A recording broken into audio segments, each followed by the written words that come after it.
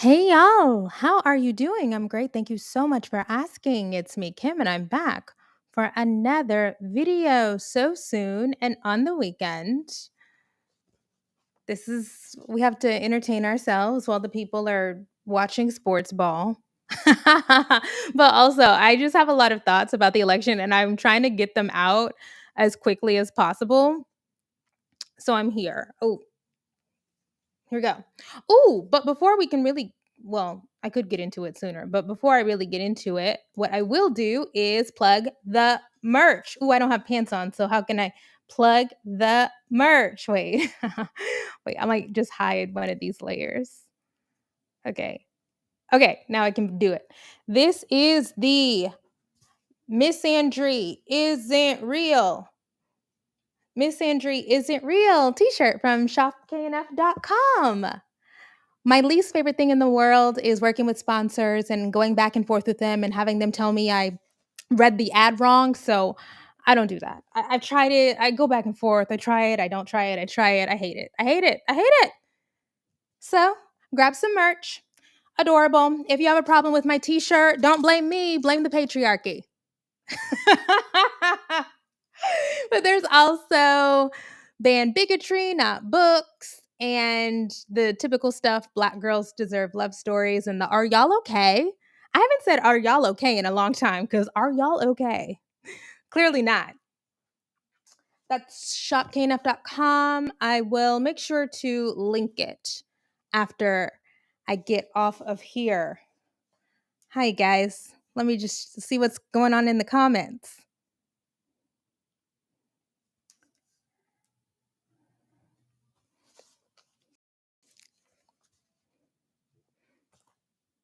Don't blame me, blame the patriarchy. That just came off, that was the top of my head. But you know what? Who said that? That needs to be on a shirt. Yeah, you might be onto something. Let me write that down. You might be onto something.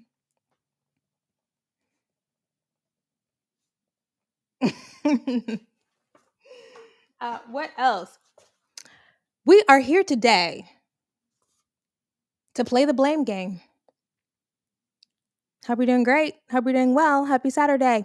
We are here today to play the blame game. There's a popular understanding about Democrats. We love to play circular firing squad. We overthink everything. We are too cautious. We are out of touch. We are too critical. We love to point fingers. Nobody loves to take accountability. Well, I'm adding to it, okay? But before we get into the grievances, I want to say there were a couple of comments on my last video about the election that I found unsurprising but deeply concerning. At this point, I am not shocked by the outcome of the election. I'm not angry about the outcome of the election. I think I've just completely detached from it. I'm disassociated. I am amused. I am amused by the number of people who think that the next Trump administration is going to have no impact on their life, or who believe that the next Trump administration is going to improve their life. I'm just over here a chuckling to myself. Just can't believe, especially if you are a member of any kind of marginalized community, if you have any kind of marginalized identity, and here, because I know we like to misrepresent identity politics, I'm not just talking about race or gender, I'm talking about class, I'm talking about sexuality, because I've seen some white gay Trump supporters. That's hilarious. If you are a part of any contemporarily or historically disempowered community, and you are saying that these next 4 years are going to be a breeze,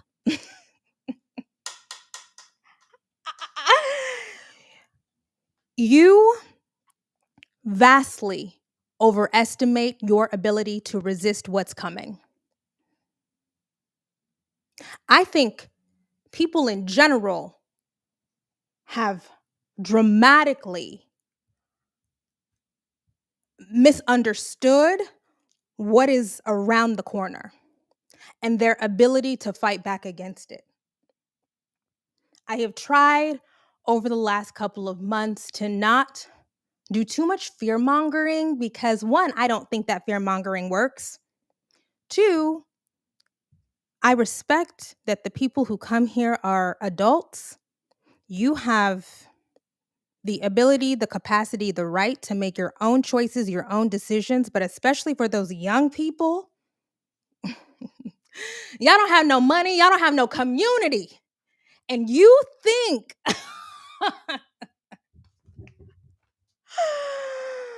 oh my God. Y'all don't have no friends. Y'all don't go to family functions. Y'all are afraid to talk to your neighbors. Y'all don't want to say hi at the grocery store. And you think, you think that the next 4 years and the generation after that, because that's how long the impact of Trump is going to last, you think it's going to be a cakewalk. Oh, okay. Okay. Let's break it down. I've seen some post-election comments that say things like electoralism is a scam. Now, look, I actually understand why people would think electoralism is a scam. I think that believing that electoral politics are the only thing that we need to improve our lives or maintain stability or get access to the resources that we need, totally wrong. So they're not everything, but they are absolutely something. Let's look back at this country's history. When women and Black Americans organized for voting rights, they didn't do that because they were gullible or stupid. They did that because they understood that a government that is comprised of people who want to keep you as an underclass make living and organizing 10 times more difficult and 10 times more dangerous. So when people offer, don't pay so much attention to electoral politics, just organize, ¿por qué no los dos? Why not both? I actually think it's really critical to do both. Look, I support tenant organizing. Of course, I support unions. I support court watching and all other vitally important civic actions. However, if the state no longer views organizing as lawful, not only will your ability to progress collapse, but an extended period of regression is inevitable.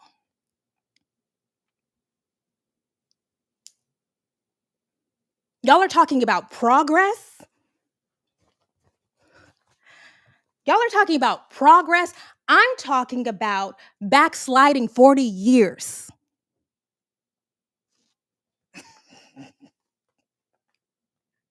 And sometimes I see these comments and I'm like, oh shit, is this my fault? Because I haven't been on here doing Civics 101? Is that why people are assuming that our choices were stay here or move forward?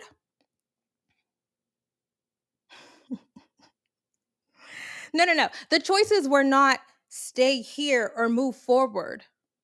The choices were stay here or backslide 40, 60, 80 years.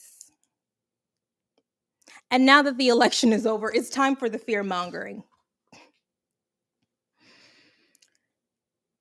There was a comment that said, because I said, oh, I tried to stay on code. I tried to stay on code. And, the comments were like, you stayed on code for Kamala Harris. We should have been petitioning democracy for better candidates. Girl, 3 months. We had 3 months to make a choice. Somebody else said, you stayed on call for empire. Girl, empire is going to exist and sustain itself whether or not I said shit. Empire is going to be fine. Are the communities that I care about going to be fine in a Trump administration? In a United States that has 6 Trump judges? In a United States that has, I don't know, that has 200, 300 more Trump judges in the federal judiciary? You think this is about protecting empire? Me. Me. Just a regular girl with a few 100,000 followers across platforms. As if I could do that. As if I could do that. Politics is a team sport. It's about getting as many people on your team as possible. And the team that I would like to be on, the team that is oriented towards justice and freedom and progress, got the shit kicked out of us.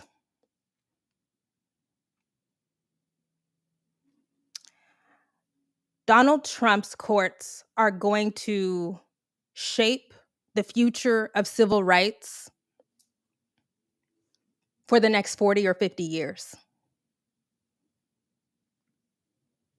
Most of us cannot even conceive of what it will be like to live in a country where the executive branch, Congress, dozens of state legislatures, the courts believe that justice is about dismantling the regulatory state and rolling back the civil rights protections and social safety nets that have been accrued, that have been gained over the last 50, 60, 70 years.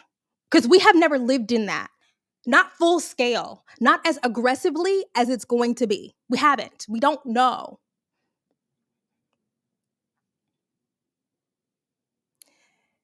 And I'm so glad I just saw a podcast episode with Jamel Bowie, one of my favorite New York Times columnists. I'm so glad he was on Adam Conover talking about this. Maybe it's just because we're not talking about history well enough. Y'all take civil rights for granted. I think people take civil rights for granted. I genuinely think people take it for granted that the state recognizes people as full human beings or semblance of human beings that deserve access to life and liberty, access to health care, access to food if you're a poor pregnant person, access to protections if you're gay or trans or a Black person, access to organizing rights,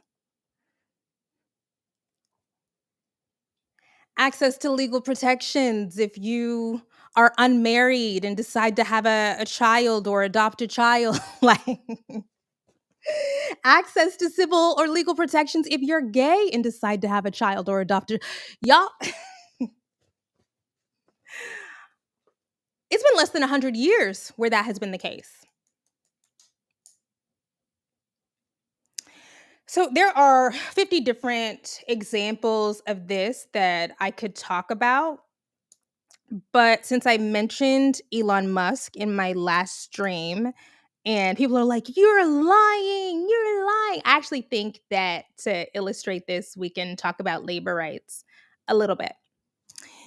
The National Labor Relations Act of 1935 was passed during the extraordinarily transformative Roosevelt era, FDR, and it guarantees American workers the right to organize. It's also called the Wagner Act. Now, over the last almost 100 years, the Wagner Act, the NLRA, has been undercut and undermined and weakened by subsequent legislation, but also all of these court decisions, but also any time a Republican president gets in, they get the executive branch to issue these rules that will weaken it, that will restrict workers' ability to organize, to sit out, and not face retaliation or retribution. The Trump administration did that all the time. In addition to that, the Trump administration put anti worker judges on the National Labor Review Board. People who they knew were opposed to the broadening, the expansion of workers' rights, they put those people on the deliberative body that is responsible for adjudicating conflicts between private employers and workers. Biden came in and said, no, we're doing something completely different. He recognized how the NLRA has been weakened. He advocated for the PRO Act, organizing protectors, something organizing. Anyways, it was an extension of the NLRA that was supposed to bolster workers' rights and ability to organize. But of course, in order to pass legislation, you got to have the votes. You got to have the votes. And we have a Congress that is committed to not doing shit. But Joe Biden, who I am going to excoriate later, but I will say, for all of his faults, there's reporting about Biden having a picture of FDR in his office, and he wanted to expand access to rights, broaden access to civil protections, legal protections, workplace protections, the same way that FDR did. And that is why he has created so much public policy, bipartisan policy, that has helped American workers in ways people don't even understand or appreciate. But that's the thing. He signed executive orders. He did the public posturing, like picketing with the UAW, to make it clear that the Biden White House, the Biden administration, was on the side of labor. That's done. That's done. Not only that, there are numerous lawsuits making their way through the courts, including one. This is where Elon Musk comes in. SpaceX is being accused of retaliatory firing, and Elon Musk, via SpaceX, is currently suing and saying that the National Labor Relations Board, the arbitrator of these disputes, is unconstitutional and that it should be dismantled. That suit was filed, I believe, in January of this year, and it's going to wind its way. I am 100% sure. No. Let me be really, really clear, you guys. I am 100% sure that Trump judges will not only rule the National Labor Relations Review Board unconstitutional, I'm fairly certain that they will also completely invalidate the National Labor Relations Act, the Wagner Act. I am 100% sure on that first one, 85-90% sure on the second one. And it may not happen in 4 years, but it doesn't have to happen in 4 years. That's the that's the beauty. That's the beauty of it. It could happen in 5 years, 10 years. When you have a majority of judges that see the world how you see it, it doesn't have to happen in 5 years because they're going to be there. They've got nothing but time. So even the ability to organize is impacted by what happens electorally. And that doesn't mean organizing completely stops. That's never been the case. People have always organized outside of the legal realm, extra legally. They have always done it in the face of danger and incarceration and death and harassment. People have always done that. But it didn't have to be that. It does not have to be. It did not. Well, it has to be that way now. I mean, we're here. But it didn't have to be that way. I just don't.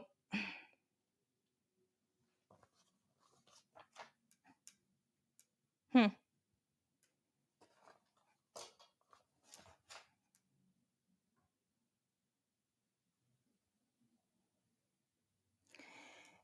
At any rate, it didn't have to be that way. At any rate, that is the future. I also want to underscore that money matters, but people who think money is the answer, I don't think so. Like I mentioned, I saw on YouTube an upper class white gay man. He said he is an airline pilot and his partner is a hedge fund manager, something with finance, and that they were Trumpers. They were Trump voters. And that they were voting for Trump because of illegal immigration and they live in a big city. And I find this to be insane because money will not matter when the Supreme Court rules that states have no duty to recognize gay marriage or the legal adoption of children among gay couples.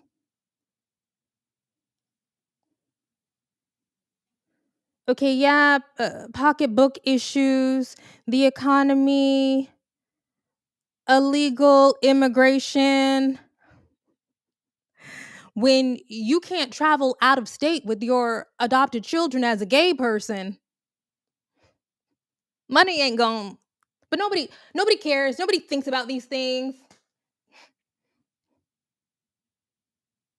And we know that that's coming because Supreme Court justices have already gestured towards wanting to overturn Obergefell v. Hodges. They've already gestured toward that. I'm thinking of Thomas here in their opinions. Or maybe it's Alito. Maybe it's both. It might be Thomas. It might be Alito. It might be both who have brought into question in writing whether or not that decision that granted a national, a federal constitutional right to same sex marriage, they have gestured toward that being a wrongly decided decision.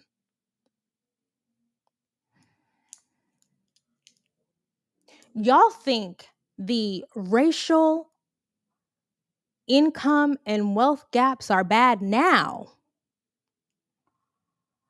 Oh, you just wait. In Students for Fair Admissions v. Harvard, if you look through those opinions, you see the court used the 14th Amendment to argue that these universities were discriminating against Asian people.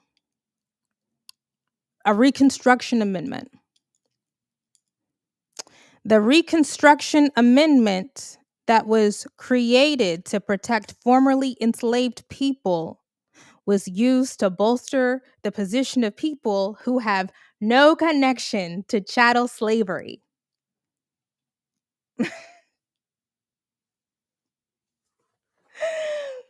Ooh. And if you don't think that's not going to be the last time that one of those laws that was created to protect Black people, the descendants of the enslaved in this country, that's going to be used to protect white people and everybody else, you've got another thing coming.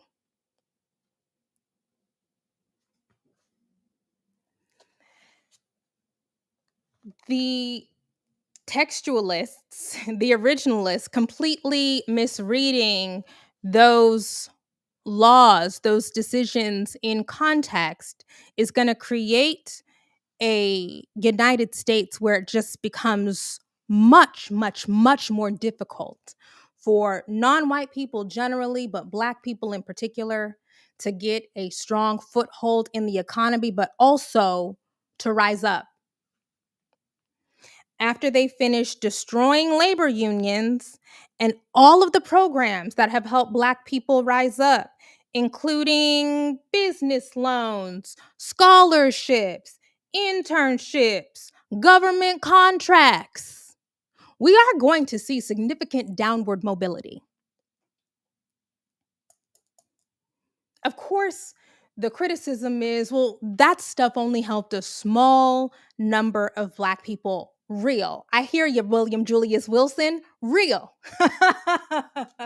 That's true. It's true. That a lot of the progress that we have seen has been a small portion of Black America being granted access to those programs and being able to take advantage and improve their social position, their economic position. But those were the people holding up that those income gains, those wage gains, those wealth gains. So, and once that stuff is dismantled, and by the way, when, not if, when the Supreme Court rules those race targeted scholarship programs, business incubators, government contracts, internships, when they rule them unconstitutional, it's not just going to be when Harvard does it or when the federal government does it. It's going to say that private Black businesses can't do it with other Black people.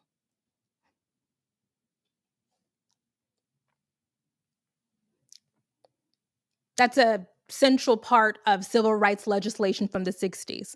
It's not just when the big governments do it or the big corporations do it. It's also discrimination when a 30-person company owned by a Black person tries to give an internship to another Black person or woman, because it's going to be gender and it's going to be women, right?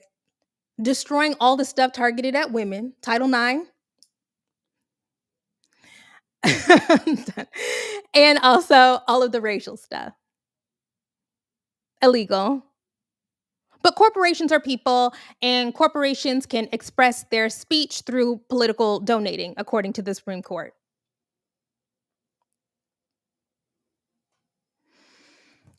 All right. I think we're gonna see something that a lot of people previously thought was unfathomable. A complete reorganization of the relationship of the government's relationship to citizens.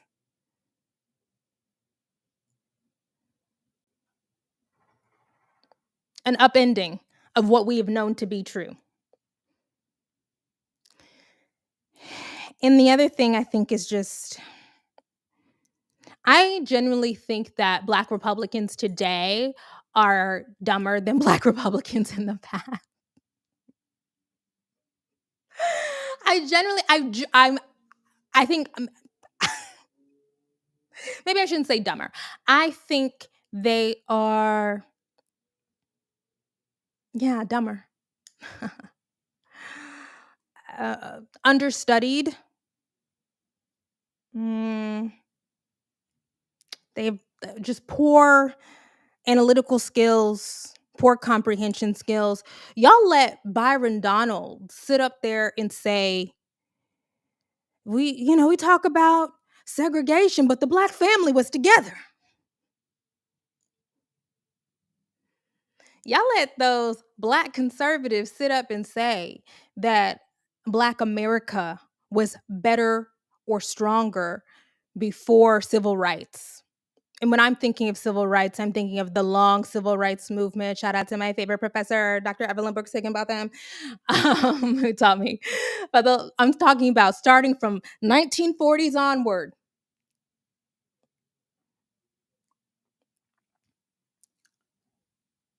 How did black people do before the 40s? How did black people do when the government just said we don't care about intervening in the lives of the most oppressed and disenfranchised? Well, I'm sorry, it's between us and the Native American people, but but that's a different. We can talk about the indigenous folks a different time. We're talking about black people right now.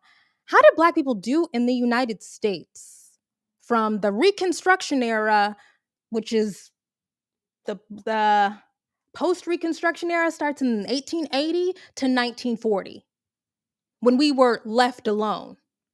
I'll give you a clue. Not fucking great. People talk about the marriage rate. The black family was together. Oh, we had some hard times, but the black family was together. Look at the marriage rate. Look at the marriage rate. They never talk about the poverty rate, the literacy rate, the mortality rate. That's the benefit of actually having studied. I'm not bamboozled by bullshit talking points. But because we let these buffoons, these Thomas Sowell acolytes, Thomas Sowell isn't even a historian, we let them come out and say bullshit talking about fatherlessness. The black family used to be so much stronger. According to the CDC, in 1950, the average life expectancy for a black man, 59 years. For all black people, 60.8 years. An economist named James Smith did some path breaking work around economics and racial inequity. And we have so many economists come after there, of course, the vaunted Cedric Robinson and et cetera. Shout out to the University of Chicago, by the way. Shout out to the labor economists. In 1950, 55% of black people lived in poverty. In 1940, it was over 70%. I've gotten some different numbers between 70 and 80. Y'all are talking about valorizing a time, pedestalizing a time when literally 90% of black women earned below poverty wages. But we let these people get away with talking about fatherlessness and the marriage rate. We let these people seriously talk about dismantling the welfare state.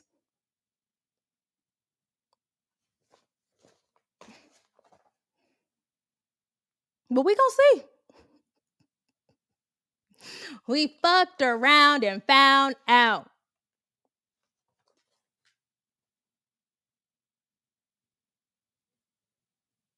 Because what we are gonna get is a federal judiciary that wants to take all of it down. Now, don't get me wrong. It's been chipping away since the 70s, chipping away since the 70s at all of that stuff. But we're going to see. It was like chip before we're going to see swipe.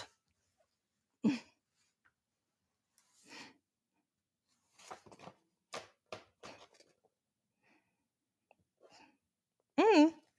And the other thing about the life expectancy that is important to underscore, that a common pushback is, well, we've gotten healthier and we have more access to healthcare, so everybody's life expectancy has gone up. The most important thing that civil rights legislation, that New Deal legislation first and then Great Society legislation in the 60s did, was shrink the gap between Black life expectancy and white life expectancy.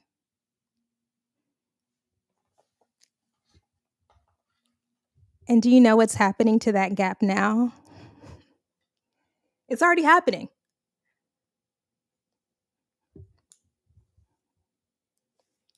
But again, these are things that you can only know if you read real historians, if you read real analysis and real economists.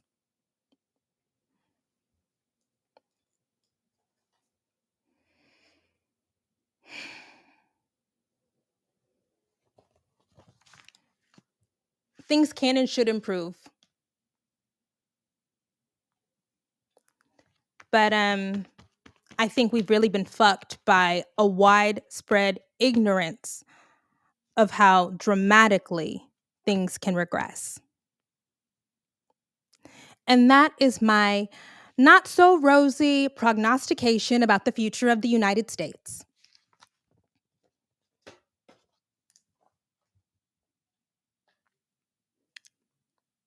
We are on the ride. We're on the ride. Buckle up.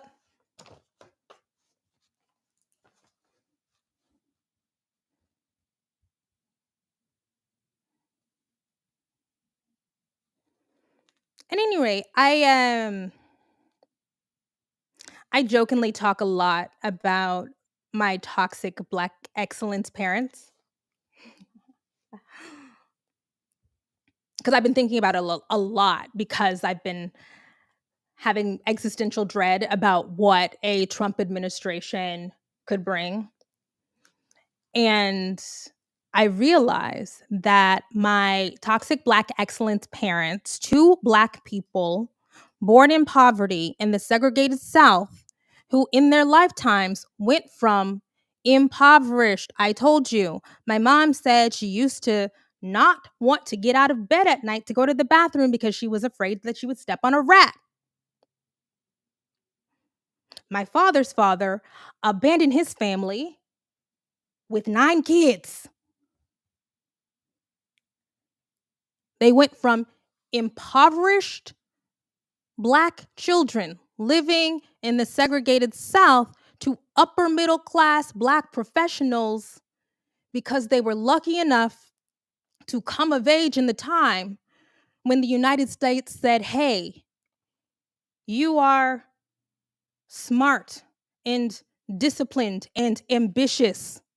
We are going to invest in smart, disciplined, ambitious Black people for the first time in history. It's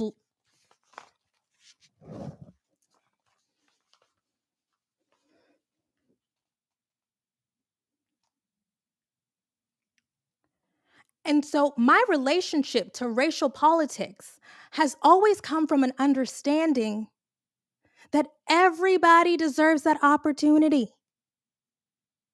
Even my conservative father, who was a real conservative, went to Tuskegee and believed Black people should build institutions to help other Black people, that's our responsibility. But even then, because we kind of used to go back and forth, because, a lot of white folks in government aid went into building Tuskegee, but that's another conversation. That's another, hey, let's not. I'm not trying to tussle. I'm not trying to tussle with the old school Black conservatives. The new school Black conservatives suffer, okay? The old school ones, the ones that actually like Black people and marry Black people and went to Black church, I can talk to y'all.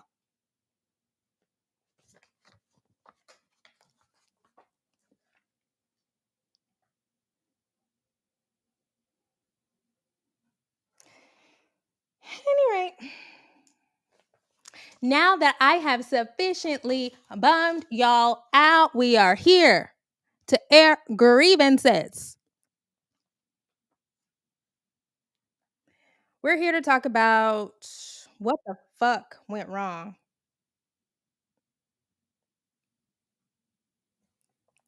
I hear you, I get you, and I've been screaming it from the rooftop. So, what do we do now? How do we survive? Girl, I don't know.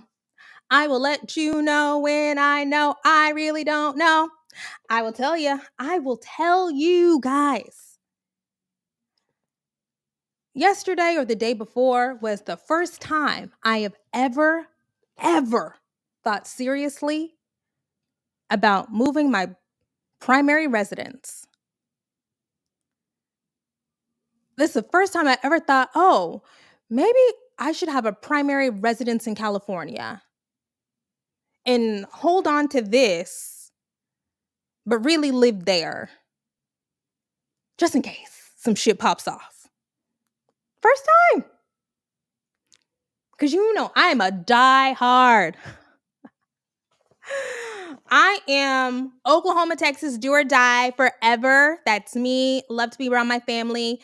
Love it here. Love this car culture. Not too fast, not too slow. Love where I live.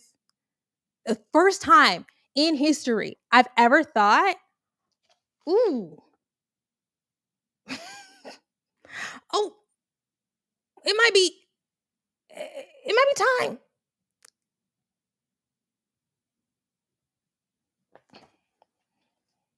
But other than that, I don't know. I don't know.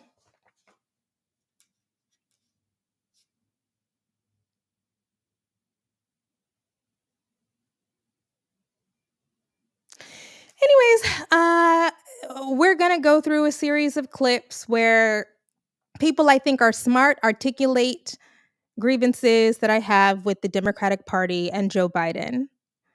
Let's start with Ested Herndon of the New York Times. To me was not on the ballot in 2020. It was Joe Biden, in my opinion.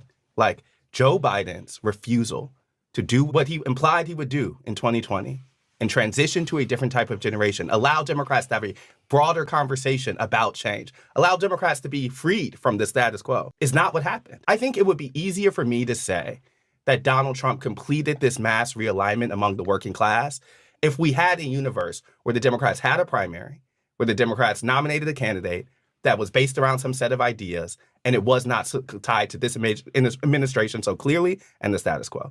But since that is not what happened, I think it has made the Republican ability to be the agents of change so much easier that I find it the biggest thing that has happened in this race. And I think speaks to what we're saying about what's happened over the last 3 months. The place that they were in before the candidate switch happened made it such that you could run a perfect race or whatever. And you are still playing on ground that brings you to 50-50. Because the biggest thing, in my opinion, that happened was they tied themselves to an unpopular administration and with it, the status quo. That did not represent change. And there was a lot of evidence that that was a bad idea. Y'all mentioned the chat view. That's what I need. Shout out to y'all for reminding me to put up the chat view. Ested has been talking about this not just for months. Ested has been talking about this for a year and a half.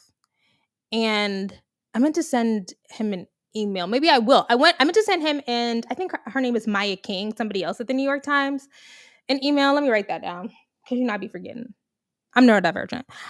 Because I know that they have gotten so much shit for criticizing Biden and the Democratic Party. I am sure they have gotten an unfathomable amount of shit, especially for doing it before it was popular. Shout out to them. Ested's point about the conclusions we can or cannot draw from the Trump coalition are real. And I will say a great thing about being me is I have access to a few subject matter experts. And one of the political science subject matter experts that I have access to, I was talking to her over text about all these Latino men who voted for Trump and the Latino women and the black men and the smallest little shift for the black women and then the young men. And she said to me, I won't say the race, but y'all can guess. She said, "Girl, that ain't nothing but Bush 43." And I said, "Oh, you're right." Oh, you're right. I forgot about Bush 43. That George Bush was able to expand the Republican coalition while he was governor of Texas and into his run for the presidency. But he did it in a different way. That's where compassionate conservatism comes in. He explicitly avoided the inflammatory racial appeals by catering to Black evangelicals, by catering to Latino conservatives, Latino Catholics. I forgot about Alberto Gonzalez in the Bush administration. Like that, it all makes sense. Anyways, the reason why that was an important thing for her to bring up with me is it's too soon to say for sure that the movement that we see of Black and Latino people away from the Democratic Party is forever. With the right candidate, the right platform, the right messaging, things can change. And that's good.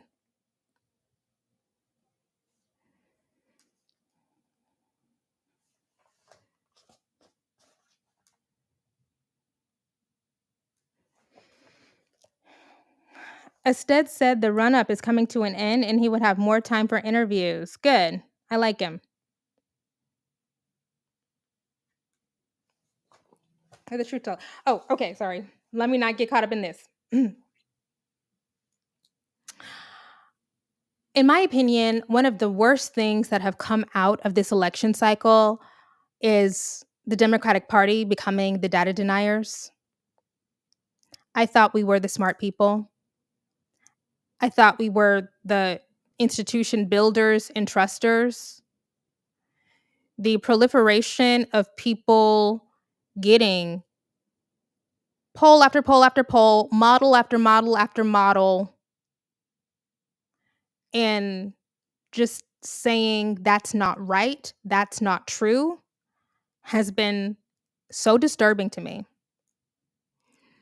And when I say disturbing, I'm really more talking about the institutional Democratic Party and their messaging and their gaslighting. I don't really care about the crazy Democrat Biden Twitter stands because, as I said, algorithms have broken the brains of hyperpartisans. It's not your fault. But the people who know what they're saying is bullshit and then who fuel the disinformation among the normal Democrat populist electorate. I fucking hate that. Every single time Democratic voters were asked over the last 18 to 24 months, they have said, we do not want Joe Biden. We do not want this. We do not want Biden Trump. Please do not do that.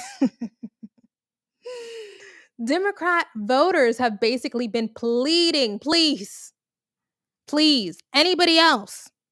And not only did the institutional Democratic Party ignore those pleas, they changed the rules of the party, the rules of the primary process to make it virtually impossible for anybody else to challenge Biden. Harris was not a perfect candidate.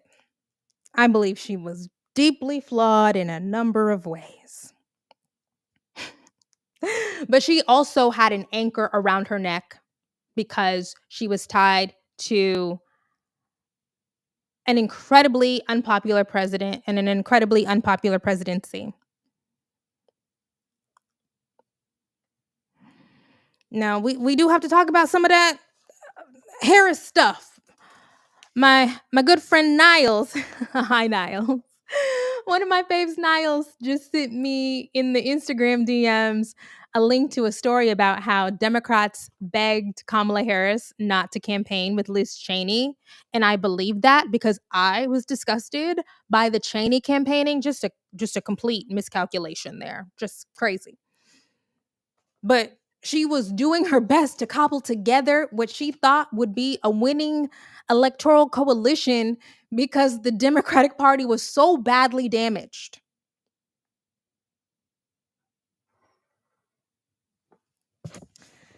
Okay, let's move on.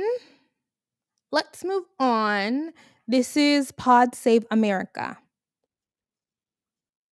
Joe Biden's decision to run for president again was a catastrophic mistake. Just was. And he and his inner circle, they refused to believe the polls.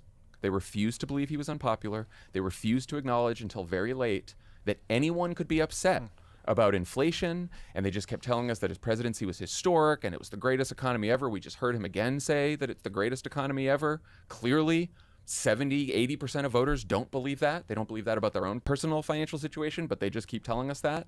And then after the debate, the Biden people told us that the polls were fine and Biden was still the strongest candidate. And they were privately telling reporters at the time that Kamala Harris couldn't win. So they were shivving Kamala Harris to reporters while they told everyone else, not a time for an open process and his vice president can't win, so he's the strongest candidate. Then we find out when the Biden campaign becomes the Harris campaign, that the Biden campaign's own internal polling at the time when they were telling us he was the strongest candidate showed that Donald Trump was going to win 400 electoral votes. That's what their own internal polling said. Shout out to John Favreau. I want to address this. The economic gaslighting, yes. Yes. It is true. God. What is undeniably and indisputably true, this has frustrated me so much, as you know, that I have become an amateur economist. Don't make any decisions based off of my conclusions. I've just spent a lot of time thinking about this and reading about this and asking questions. I'm just saying, if I could right now give a 5-minute TED talk, but only 5, because that's the limits of my knowledge, about why the labor data is so wrong. When it started to be wrong, the issues with the BLS models, the issues with still using the birth-death model, the issues with the gap between the establishment survey and the population. I could do that. That's how much time I've spent looking at this. It is indisputably true that inflation outpaced wage growth until the last year of the Biden administration. Not up for debate.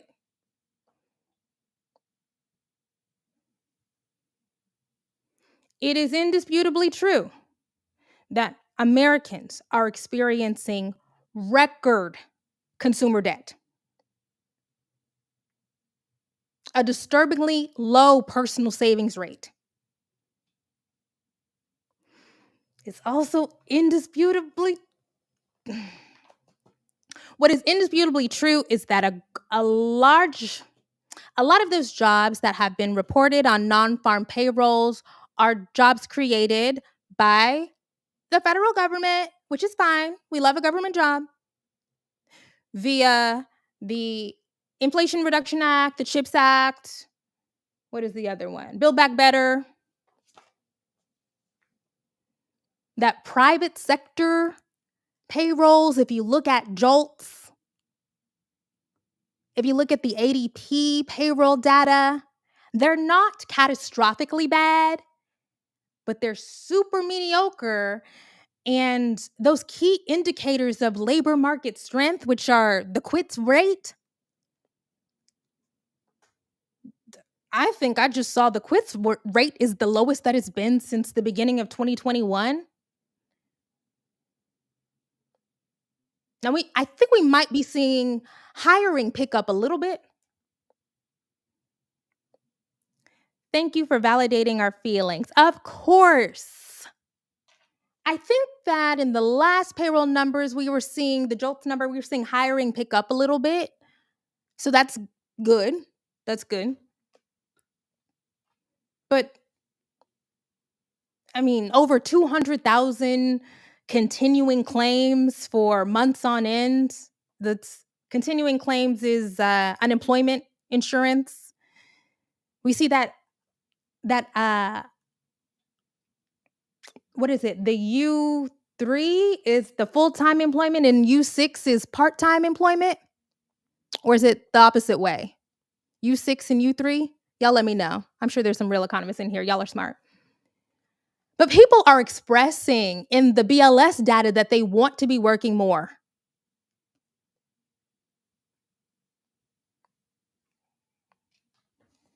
So we can talk about the 2.8% GDP number, which is a good number, a strong number, indisputably. We can talk about the remarkable 200,000 jobs added in September, though it was revised down in that last payroll. But well, look, we don't need to drill down. We don't need to. At the end of the day, if 75% of the country is saying that the economy is bad or that they are suffering in this economy, and we live in a 50-50 country, so a good chunk of those people are your voters. Why are you telling them everything is fine? Even the people who want to vote for you are saying, hey, this doesn't feel great. Why are you telling them everything is fine? What type of messaging is that?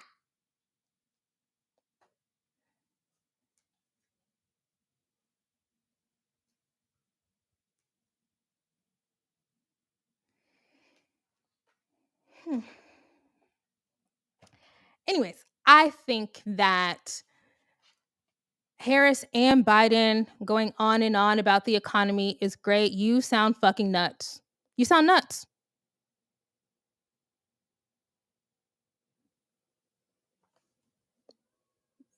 Pulling up the GDP and payroll numbers, people cannot fucking eat the GDP. People can't buy gas with the GDP.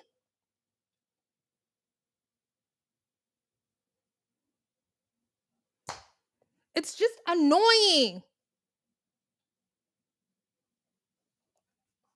Not to mention, never mind. I don't want to go up on the economic stuff too much. Let me not.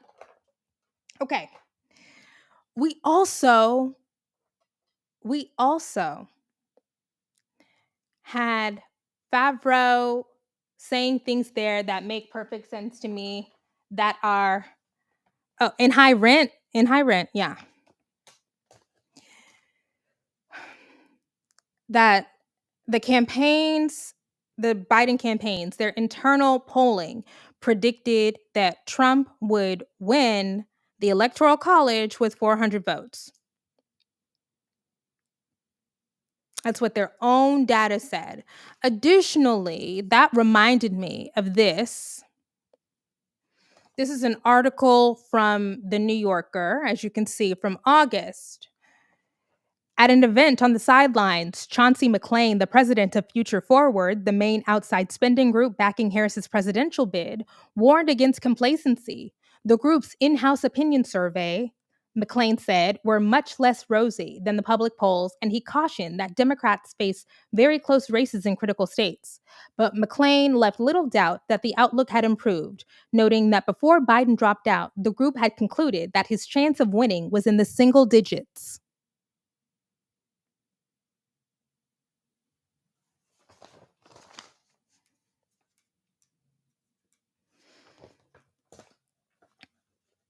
So these are big time, big money people.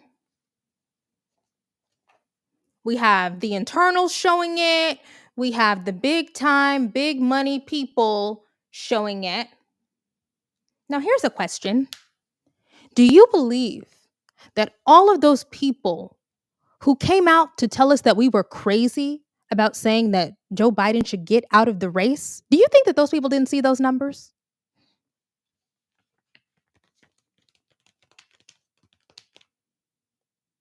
Do you think, I don't want to name no names.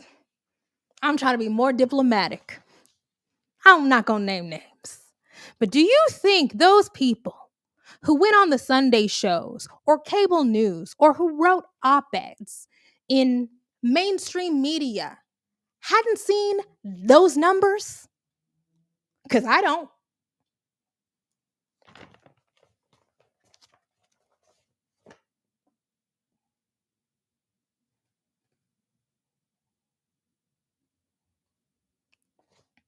I think they knew what the landscape was, and they wanted to help Biden run out the clock in order to quell dissent. They wanted to rush through the process to get him to the nomination. And then, because we would have no other choice, it would have just been Biden. I find that to be despicable.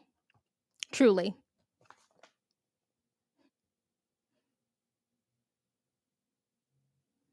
Loyalty is one thing. Loyalty is one thing. And I even understand insularity. But, and maybe this is just Pollyanna-ish of me, I just assumed that people who work for these parties are at the very least invested in doing what they believe is best for the American people.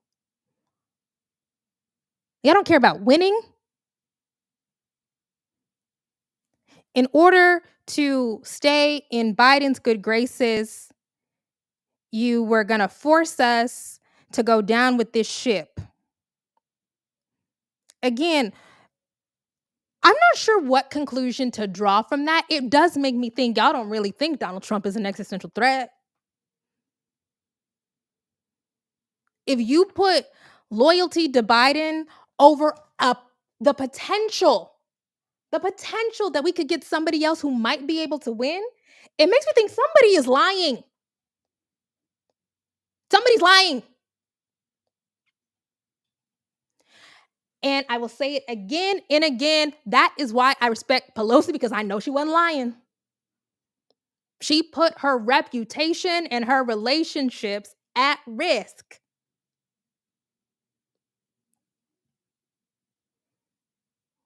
And I actually get the Pelosi shit. That woman could very well die with Donald Trump in office. Disgusting. Horrifying. I would be so pissed. I believe Pelosi felt the stakes of that, even though I do have some new critiques of Nancy Pelosi, but we can talk about that at a different time. That lady said, I don't want to be in the casket with Donald Trump as president.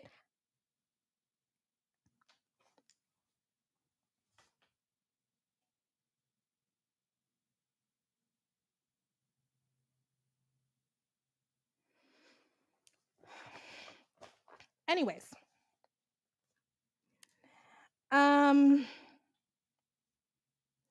think those 3.5 weeks of the intra-party debate and going back and forth and people yelling at each other in public and on Instagram Live and in the New Yorker and in the New York Times about which I think that has irreparably harmed the Democratic Party.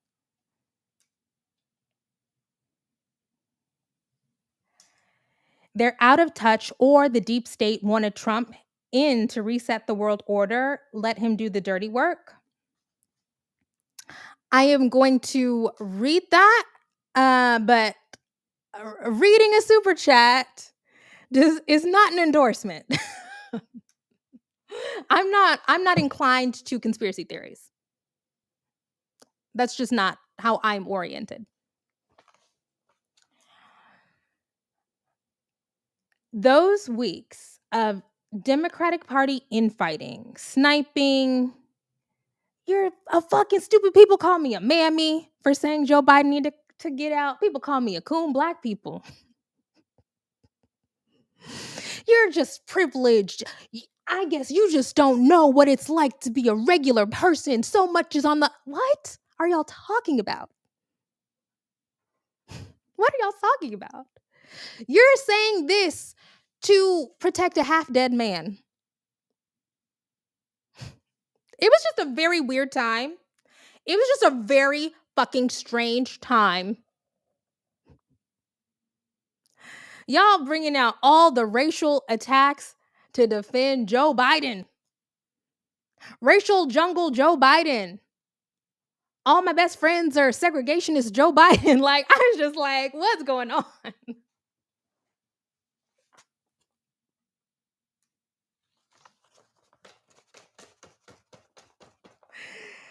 Oh, it was crazy. Let me just say, the partisans showed their asses in a very disgusting and embarrassing way.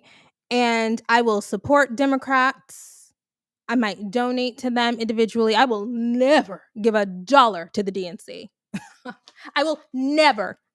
Ooh, I probably shouldn't say this. But this is what, hey, let me spend up all my social capital. I don't give up.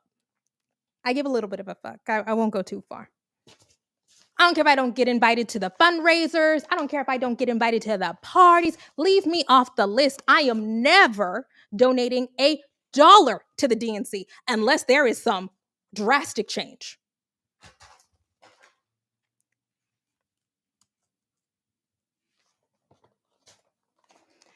Love your channel, and I agree. I blame Biden. Thank you, Black women, for trying to protect a country that just never protects us. Thank you. There was another one that came in around the same time. Pelosi wanted a primary. Would it have helped? I don't know. She wanted an open convention. I honestly am not sure. Maybe it might have helped. It might have given Harris a better chance, because a big thing was people are mad at Biden. People are mad at the Biden administration for multiple things. And so if we could have had somebody who was a better politician, and who also was not connected to the Biden administration, maybe things could have turned out better, but I don't know. I don't have a crystal ball.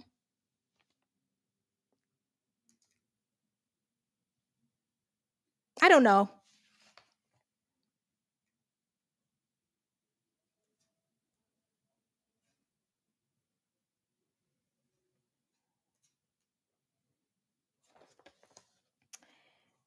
At any rate, I hear James Carville talk and Joe Biden talk, and they are capital D Democrats. They're also both in their 80s, and they are all in on the Democrats. And I'm a Democrat. I'm going to be a Democrat until I die. I do not feel that way. Again, I would not vote for a Republican. Sorry, no. But I am not capital D with the D on my chest Democrat, because those people are fucking crazy. I'm so sorry. I will vote for Democrats. I might canvass for a Democrat that I believe in. I would give money to a Democrat that I believe in. But the capital D Democrats lost their fucking mind this election cycle. It was aggressive. It was intentionally. When I say gaslight, what I mean is people intentionally misrepresenting data. And I don't know, I haven't been over to Twitter, but I am sure that they are completely trying to, I'm just gonna say it. I'm sure that they are straight up over on Twitter lying about what happened at the end of June and the beginning of July. I am sure that they're not telling the truth.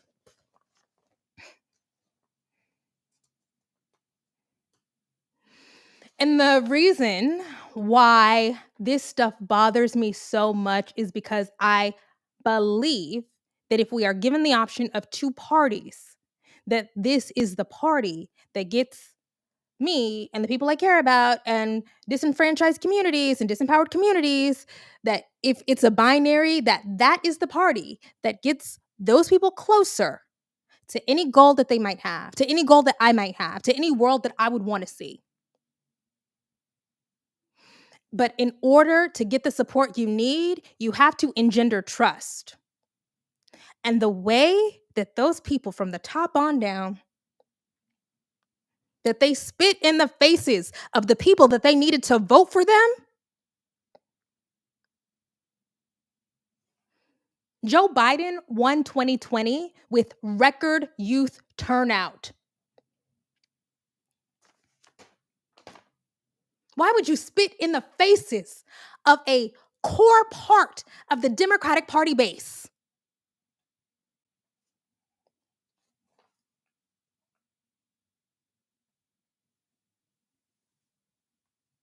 Mm-mm. Mm-mm.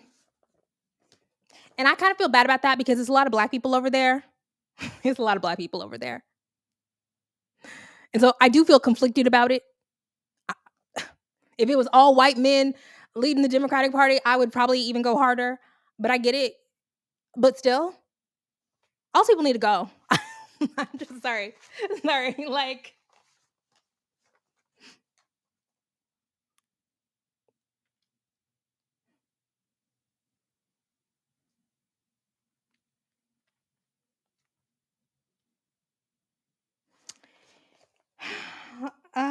never that. Ooh, next one. I read a quote from an unnamed Biden aide saying, they ran, the Obama people ran Biden out in 2016 and he would have beaten Trump. And they ran him out again this time and he would have beaten Trump again. Bullshit. First of all, if you, I agree. Go for it. Don't hide behind some anonymous, some come out to the daylight and say what you have to say, put your name under it, and then let's have a discussion about it. But don't be such a sniveling little coward that you put an unnamed quote out there saying what is absolutely bullshit. Look at the guy. Look at the guy. If Biden had been a nominee, the Republicans would have the. Okay, I have to give some context here.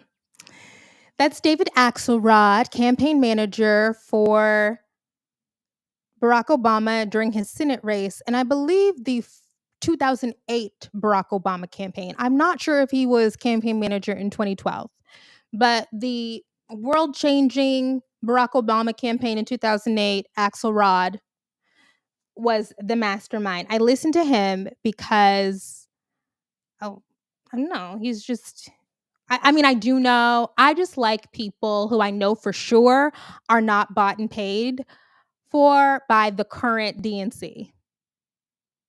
That's I think a tough part. I don't consider myself to be heterodox at all. I just say what I just know to be true. And that's like the hard part of this thing is I'm a partisan voter, but I have a brain.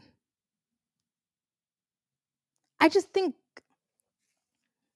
I read this op-ed in The Economist when all of that shit was going down that said the Democratic Party, and they were talking about the institutional Democratic Party, their hubris, their arrogance in lying to the nation about Biden's chances of potentially winning, that it engendered disgust. That their dishonesty, that was the line, that their dishonesty creates disgust and disdain.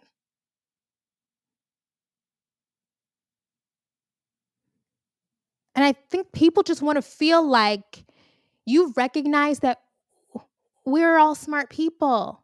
What did Fredo say? I know things. I'm smart. That's what Fredo Corleone said. We just want to be treated like we have functioning brains. Anyways, the look at the guy, that really hit. Because the other thing that would have made it impossible for Biden to go on was in those weeks after the debate, June 27th or June 28th, there were so many write-ups, so much reporting where people could not wait to run to the press to tell the press about how they had seen Joe Biden stumbling and mumbling and fumbling, how they had been suspicious for years, how he only works between the hours of 10 a.m. and 4 p.m. or something like that. I might be getting the numbers exactly wrong. How he forgot people's names, forgot what they look like, I mean, just there was just so much at that where people were just too excited to come out and say that they felt like Joe Biden was incapacitated. You can't put that back in the box.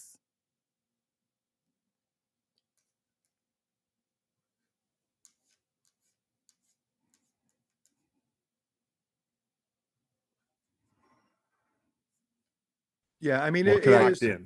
it I- is if so I were- ridiculous. But David, his performance on that Zoom call with the Yeah. Latinos was, Yeah. or the one in New Yes. Hampshire where he said that Trump should be locked up. I mean, Well, the every and it got- garbage line that put her on a rocket path to victory. that's These- the Zoom these- call I'm these- talking about. Every time he went out there, he was sterling in the late part of the campaign. How can you say that Joe Yeah. Biden wouldn't have won? He And crushed. let me add one thing. We talked about the fact that he should have gotten out earlier. The people who are giving these unnamed quotes are the people who are in this kind of bubble. Beyond social media's gender battles for profit, does exit poll data show Black men as Black women's most loyal allies, even amid Obama's gaslighting? Okay, can I just say this, like, who are our allies conversation? I don't even like that framing. I don't even like that framing because, y'all, if you are a Black man voting for the Democratic Party, you're not just voting for Black women, you're voting for yourself. What is going on? I don't like this thing. And internet Black women on the internet, I don't know. Maybe you're just trying to get TikTok creator fund money. I don't know. I just think that the framing of this around who can Black women trust? Who can Black women go to? Well, Black men and Black women are in community with each other. We live together. They're in our families. They're our partners. We have conversations when people used to go to church. Y'all don't go to church no more. We used to go to church with Black men. Like, the idea that a Black man, when my boyfriend voted for Kamala Harris, or when my uncle votes for Kamala Harris, that he's voting for me. I mean, yeah, kind of, but he's also voting for himself.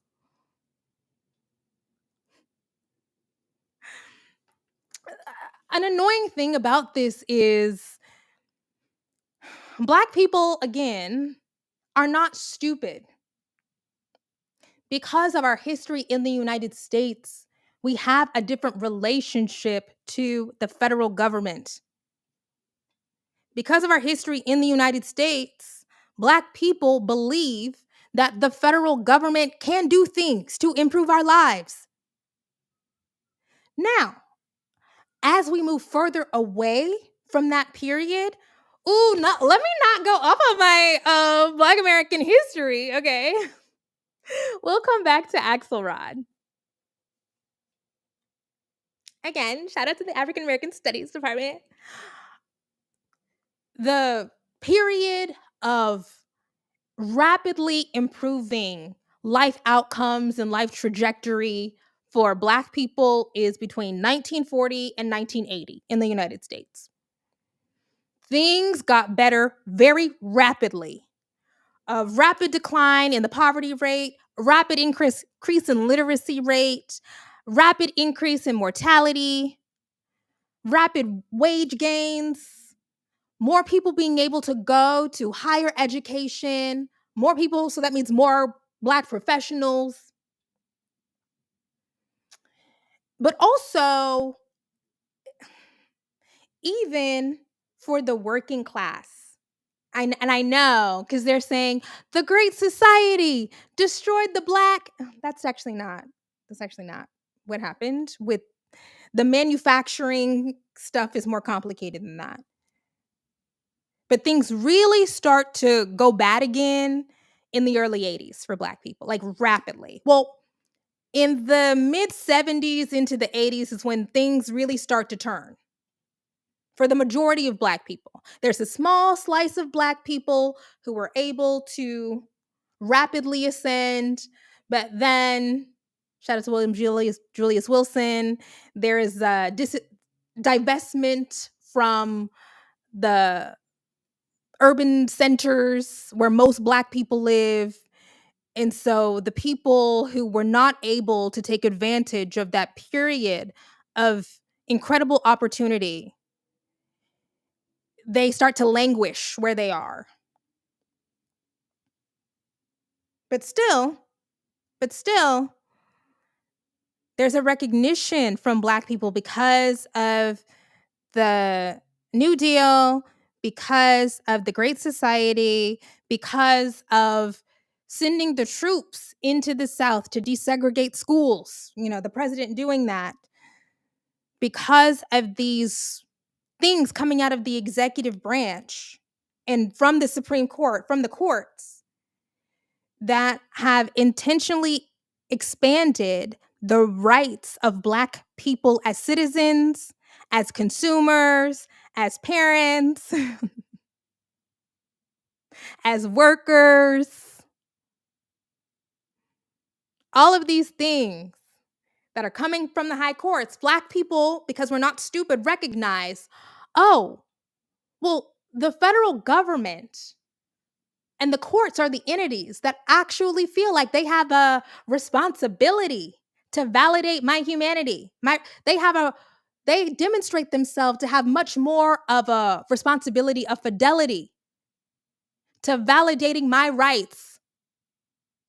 That's why Black people believe more in the federal government, in the presidency, in the courts.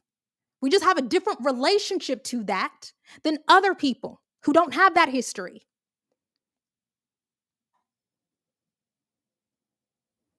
Because we have a history of, was it Eisenhower? Was it Eisenhower who signed the executive order to desegregate the military? Ooh, I'm afraid to get that wrong. Ooh. Is that embarrassing? I think it was, right? Crap.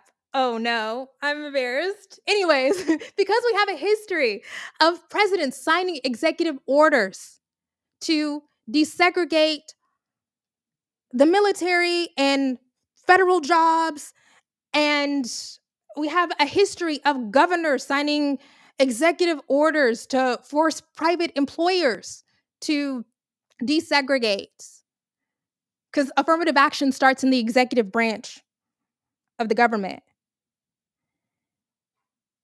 Knowing that history is why Black people vote for Democrats, because Democrats are the party that actually believes that government can do things. Truman. Ooh, I'm so sorry. It was Truman who signed the executive order to desegregate the military.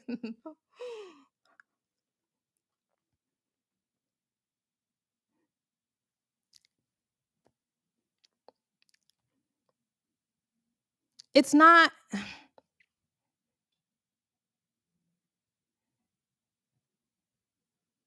But anyways,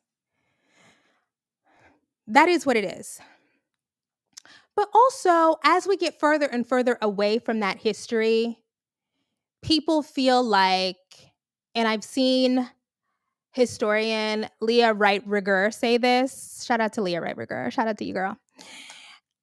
That as the decades go on, Black people feel less connected to that history, and they feel less pressure to always vote for the Democratic Party because they feel like the party has not shown up tangibly to deliver for them.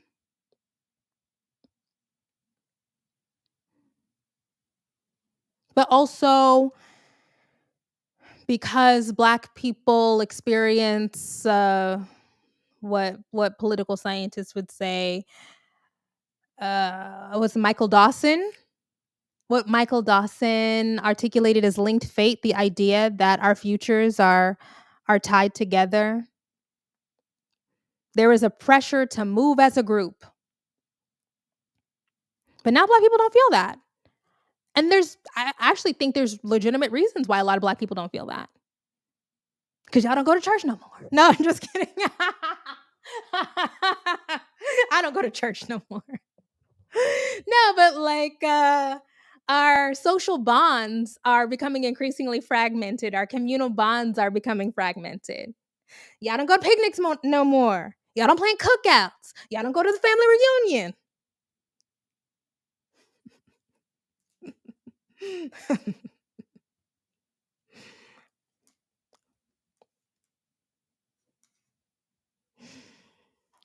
um, but I think as polarization gets worse, as the government becomes less capable of doing things, I mean the stalemate between the president and Congress, their refusal to work together to pass bipartisan legislation. People are just seeing less tangible stuff, things that they can see and feel.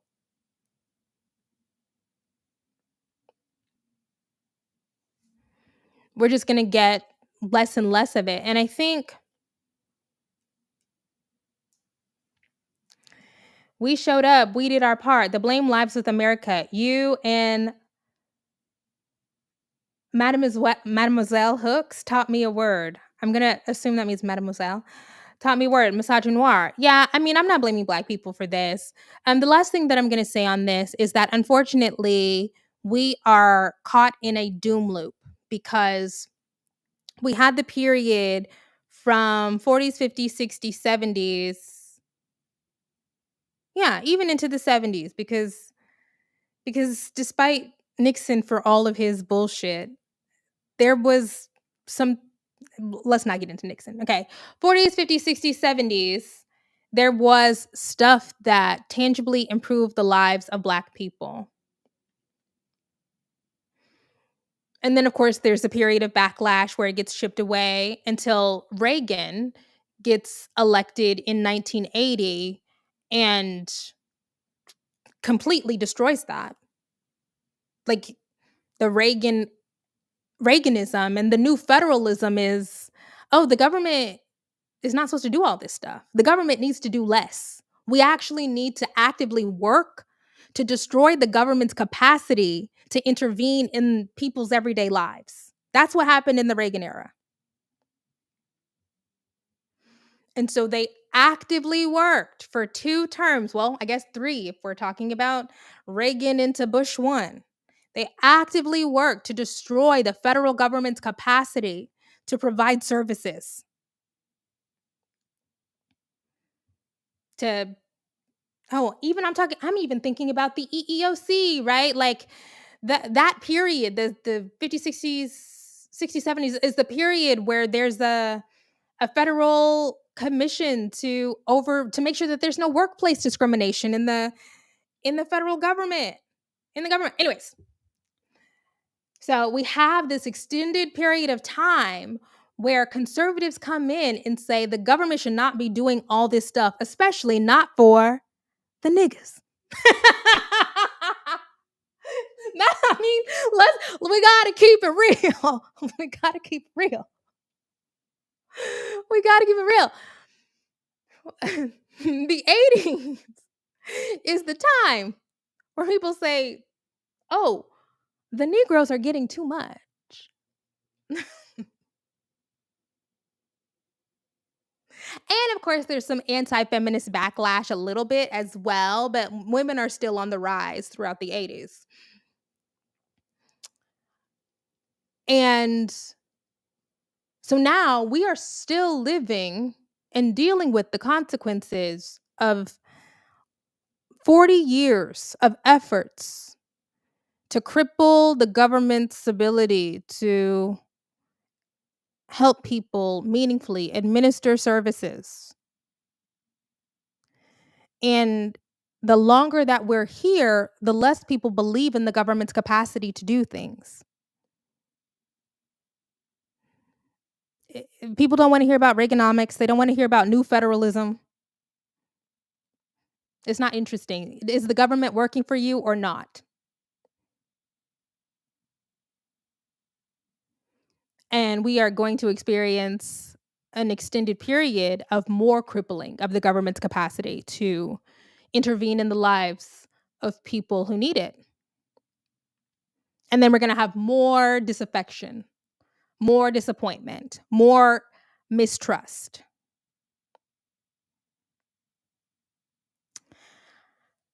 Let's see what Axelrod is saying again.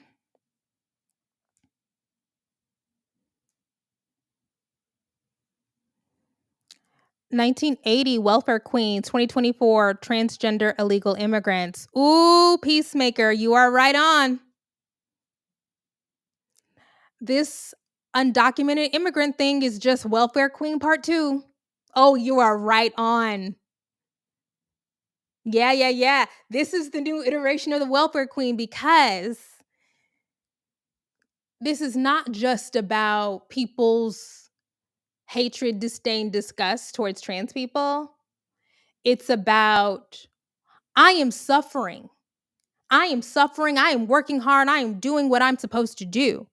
And you give my hard-earned money to illegal, meaning they've broken the law, trans people.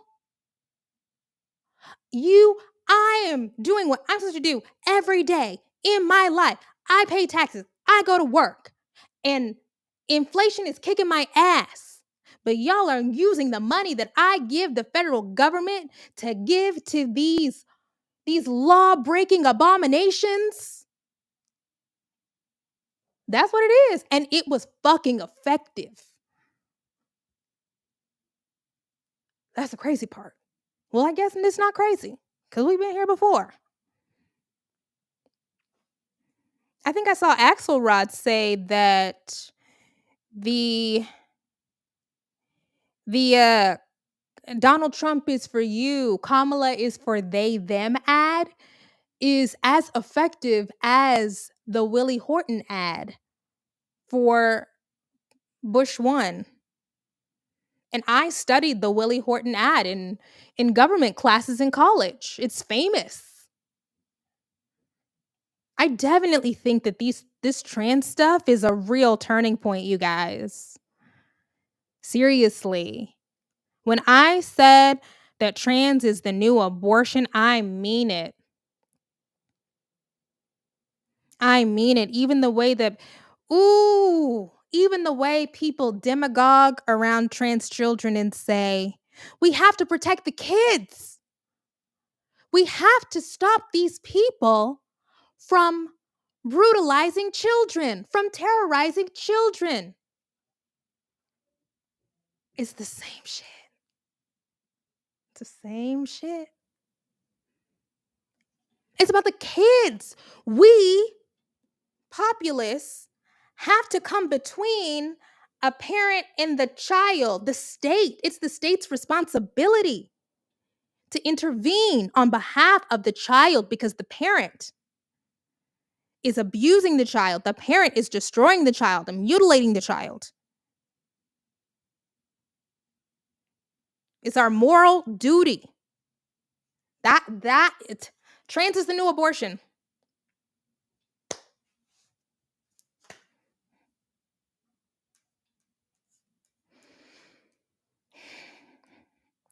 All right, back to this.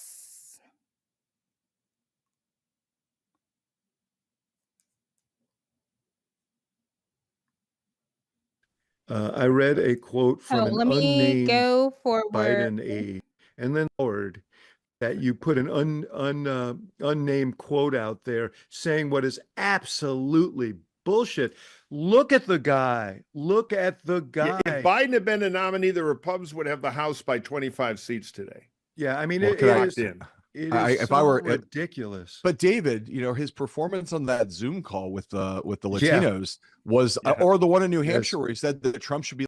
Bro, I just need to talk about this. I'm sorry. I just have to talk about this. Because let me go back. I do think the trans activism, the far, far left contributed to the outcome of this election. I just think that we need to like put anything other than trans in there. We can put race in there. We can put gender in there. I mean, we can put gay in there. If you look at the way that marginalized groups are used, that attacks on these groups that are relatively disempowered are routinely used by the right throughout history to create a boogeyman, you know that this is not true.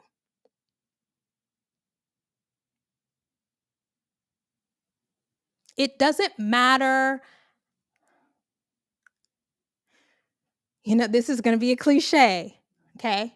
But when the civil rights protesters, okay, were out in the streets with Sunday clothes on, church clothes on, hard bottom shoes, the right still used those images of protests, those images of violence in the street or whatever, to say, look at these people forcing their lifestyle on you. Look at these people forcing desegregation on you. How dare they? How dare they ask for this much? How dare they want to be so visible? Oh, now we got to see Black people everywhere. Same thing with the gays. Oh, now we got to see gays everywhere. Oh, TV isn't enough. Magazines aren't enough. Now they want to be in the government. Now they want federal, literally every single group, literally. This happens with every single group. As their rights and visibility begins to broaden, the reaction is violent. Y'all know that we got Reagan because of desegregation.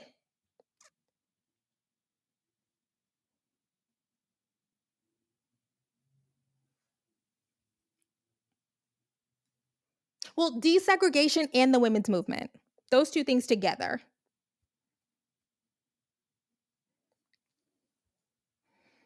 So I reject that. I reject it. You feel comfortable. You feel uncomfortable when somebody says, respect my pronouns. Boo fucking who?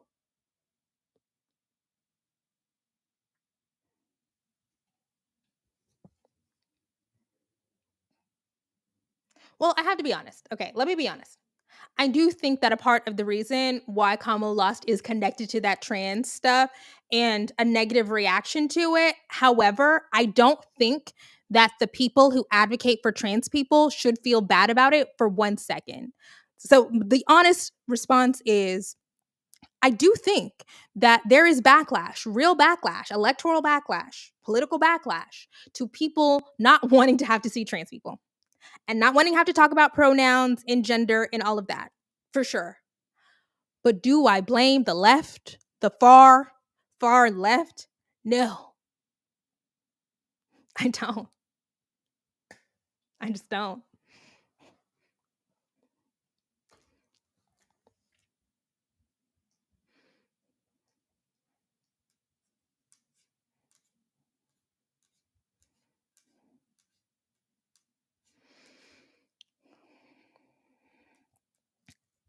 Okay.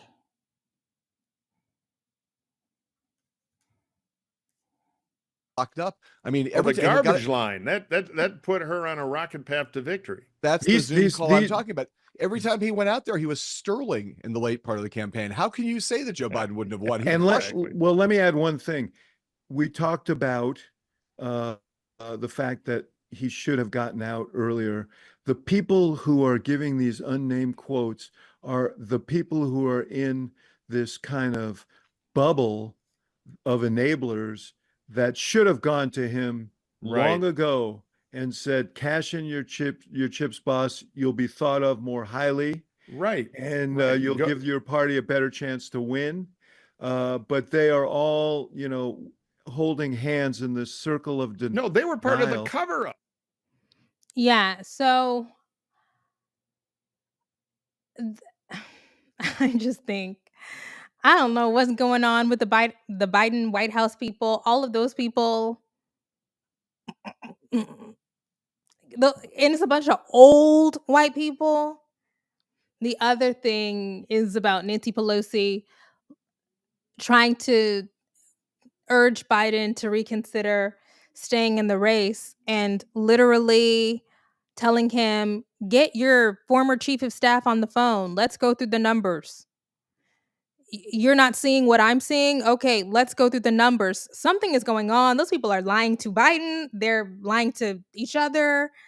Allegedly, I don't know. Something's going on in there. I do actually think.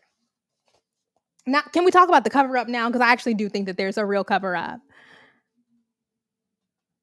And well, this is not a good thing, but I definitely think that there would have been real congressional inquiries into people trying to quote unquote protect Joe Biden. I actually really do think that that would have happened if Kamala Harris would have won. Something I didn't talk about because maybe I wasn't on here. I don't know, because I was just trying not to say too much or whatever because I didn't want my real feelings about Kamala Harris to come out. I was only trying to talk about Kamala in the most positive of ways after she got the nomination, but baby, Kamala. One of the reasons why I just never felt the need to go back and forth about anytime I go viral for saying something or whatever is because I know that when what you said is true, it will reveal itself to be true. You don't have to swing and windmill and fight the air if you are 100% certain that what you've said will reveal itself to be true. And I knew that Kamala shit would reveal itself. I knew it. I knew it would. Baby, we don't have to. It's a waste of time trying to go back and forth with people on the internet.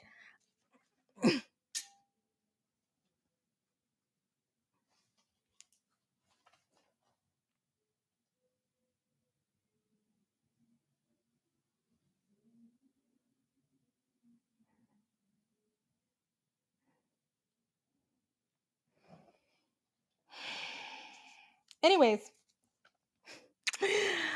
but she did. When I say she did the best that she could do, I mean she performed at the edges of her capacity. And that is all that you can ask.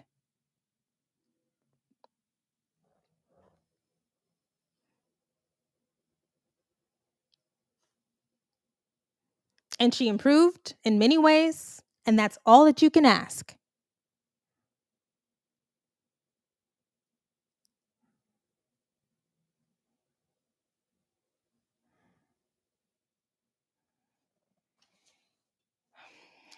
But on another note, something I didn't talk about because I wasn't on here was in September, Jill Biden led a cabinet meeting at the White House. Huh? Where's Joe? Or maybe he was there for a time and then she sat in for the rest of the time. Why? Where's Joe? Do you know how insane it would be if I had a speaking gig? If I had an event, if I had a job, and my mom or my partner showed up in my place?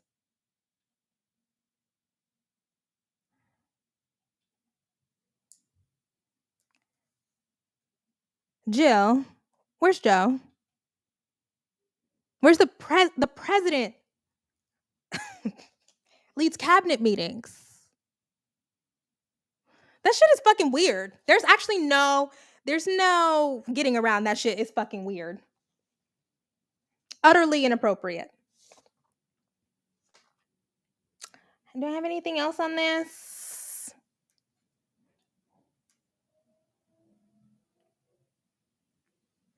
Imagine Melania talking to the Joint Chiefs of Staff for real. And you guys, we just have to, there's just no excusing it. No, Melania, imagine if it was Ivanka Trump talking to the cabinet secretaries. Girl, we didn't vote for you. Well, I didn't vote for any of that. But, nobody voted for you. Let's move on to my last little clip. But to the broader point, I think that my diagnosis is that the Democratic Party, for all of its shouting about, we need to restore democracy and so on and so forth, like the call is coming from inside the House. The Democratic Party has not had a truly open competition to choose its nominee since 2008. And to varying degrees, the competition to lead the Democratic Party and to lead the ticket has been stage managed. And so they have literally cut themselves off from the opportunity to listen to what people want and to choose leaders based on what people want, and have substituted for that their own preferences, their own elite peccadillos and concerns. And we're seeing the results of that, which is, a absolutely catastrophic loss that will shape our lives until we die. Oh my God. To reiterate, Lydia Polgreen from the New York Times. Yes, the New York Times. What we just experienced is a catastrophic loss that will shape our lives until we die. People think they voted for the next 4 years. They voted for the next 40. I don't have a lot of existential dread generally, but I have been thinking about death a lot, and it's picked up because I understand that if I see a meaningful shift in the social order, I'll be 75, 80. I'm not, you can think I'm being alarmist. You can think that I'm fear mongering. I'm being for real. My sister was born in 1981. She's 43, 42. Her birthday is in December. She's about to be 43. The stuff that happened during the Reagan administration still impacts us, still affects us to this day. The Chief Justice of the Supreme Court was an attorney in the Reagan administration.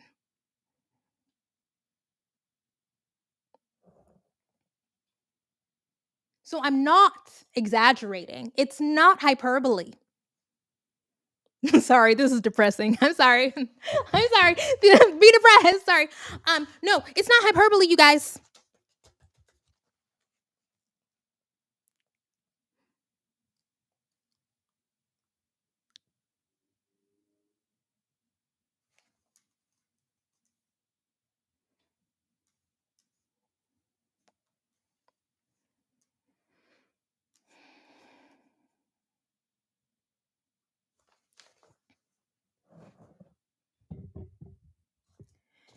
This is what I'm saying. People keep saying it's only the next 4 years, and I'm like, are y'all paying attention?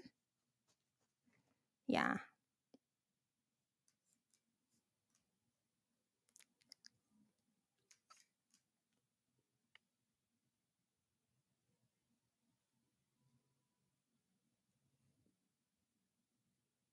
So,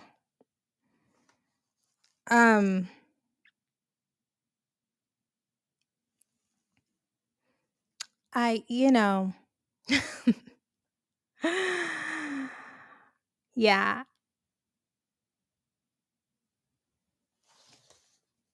I don't really have any I don't have a lot else. So, what did Reaganism bring in? It brought quote unquote new federalism that changed the relationship between the federal government and the states. It brought the validation of unitary executive theory that said that more power can and should be concentrated in the executive branch to guide the carrying out of laws and the shaping of laws, the quote unquote imperial presidency. It brought the destruction of the quote unquote welfare state.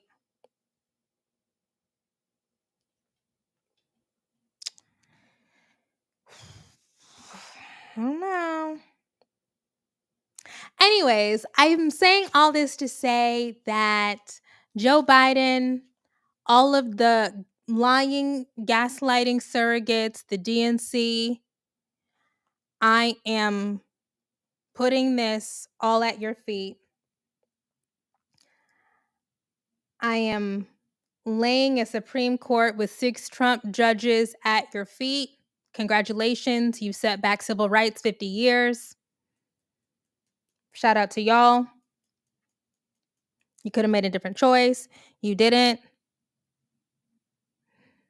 And I have no idea if something else happening sooner would have gotten us to a different outcome. I don't know. I'm not Raven Baxter, but we certainly could have had a better chance. And we certainly could have come out of this election cycle with a stronger Democratic Party, because this shit is a fucking mess. If you've lost me, it's a fucking mess.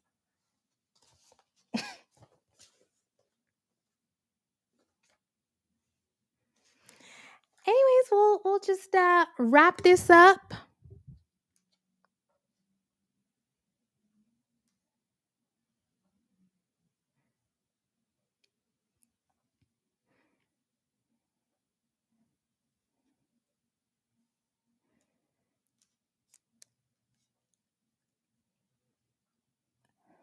Wondering if I'll be spending my retirement at the spa or in poverty and segregation. We'll see. We'll see. We'll see.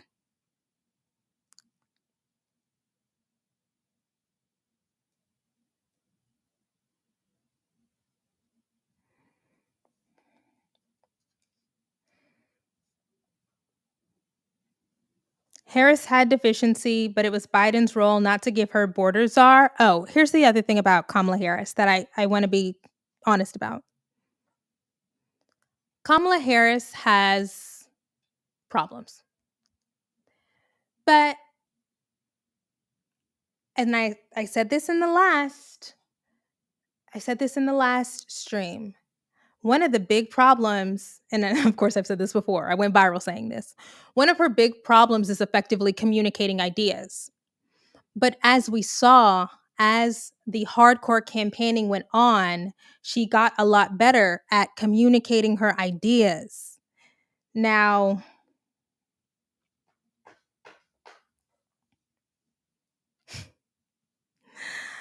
a part of the issues with communicating ideas is,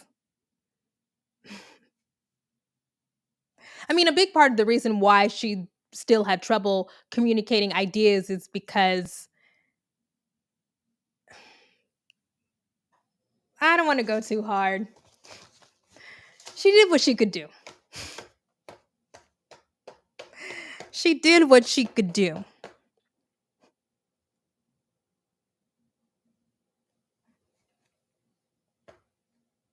I mean, come on, you've already heard it 20 times before, right? The reason why there was so much trouble effectively communicating the ideas is not just because there's a little bit of a skills gap thing, but also when Harris is articulating ideas most of the time, she's not actually articulating what she believes or knows to be true. She's articulating the things that she hopes will broaden the Democratic coalition or her voting coalition. which is not wrong per se. It's not wrong. It just, if it feels inorganic, people respond negatively to it. I think all politicians are triangulating and strategizing, but you just got to be able to deliver the lines convincingly. And that last speech that she gave in front of the White House, I thought, oh, you're really hitting the lines. This is great. One of the things that we learned in forensics, in speech and debate, is tips to help you to deliver a line that you've memorized and make it look, feel, and sound like you just came up with it. I do that all the time. I'm a notes loving bitch. I do that all the time.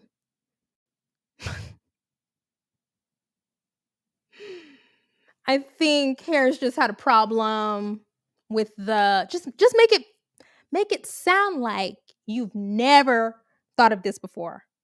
Make it sound like this is the just make it it's just a little too robotic. But she just didn't have time. If she had 6 months, maybe she could have done it. If she had 6 months of practice, maybe she could have done it. If she had a year of practice, maybe she could have done it.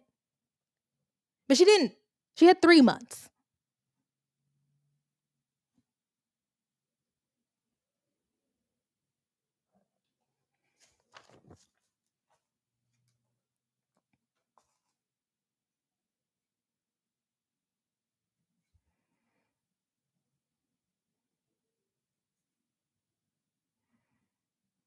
Not everyone can be like Oprah. Not everybody can be like Oprah, but we need people who can effectively communicate ideas and inspire people and rally people by speaking. I am sorry. There is still something very visceral that happens when you are watching a compelling speaker. When you are hearing words that move you, delivered in a manner that move you, that is something that defies algorithms. It defies the logical part of your brain. It hits you on a different level and it moves people. That has always been important to winning politicians. It has. That thing, that spark, that je ne sais quoi, the thing that got 70,000 people or 80,000 people routinely out to see Barack Obama. That fucking shit. That's why we get fucking Reagan an actor, because he can deliver the fucking lines. He could deliver the lines. We get Bill Clinton, that lying son of a gun. That deceitful so-and-so. We get Bill Clinton because he can deliver the lines.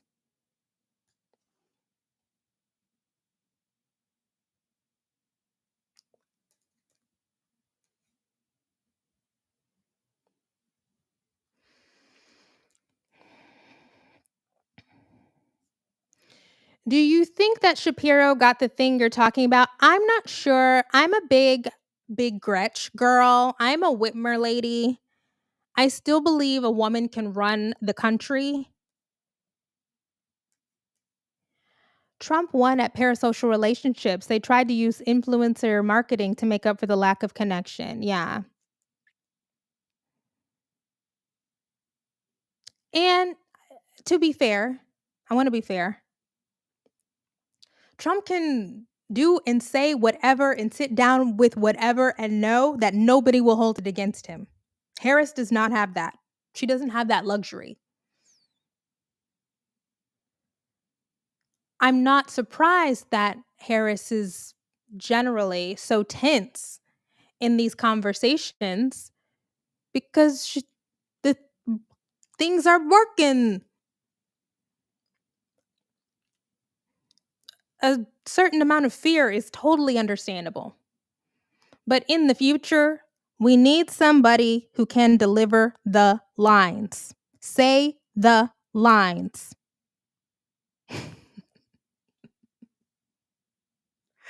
People think that they want to vote for Michelle Obama because she can say the lines. Y'all don't want to vote for Michelle Obama, but you think you do. You think you do because she can deliver the lines.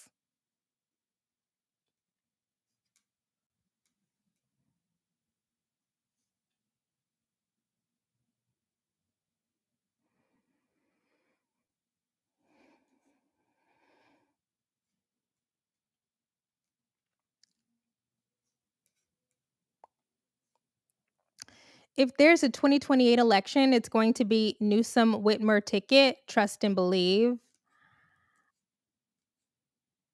Oh, I was going to say, I'm not a Newsom fan, but I guess I am a Newsom fan if I'm thinking about moving to California. I guess I am. I just really like Gretchen Whitmer. I really like her. I like her way more than I like Newsom.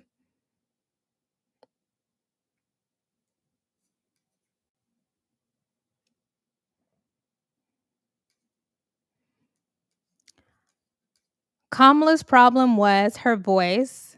Oh, no. Okay. Kamala's problem was her voice, and she was cringe. I have no doubts about her abilities, but the showmanship was not there, not against Trump. Yeah, the voice is hard. And I will say, as somebody who has a light feminine voice, I recognize that it is hard for people to get past the voice thing. It is hard.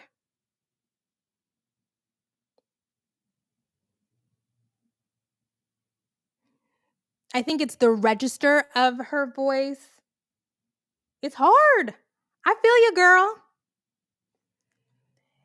If, and I, this is so funny because my boyfriend says this. If I am being serious with him or if I am on the phone handling business, I go into the lower register. You have to go into the lower register to be stern. But my natural orientation is up. It's not down. It's not.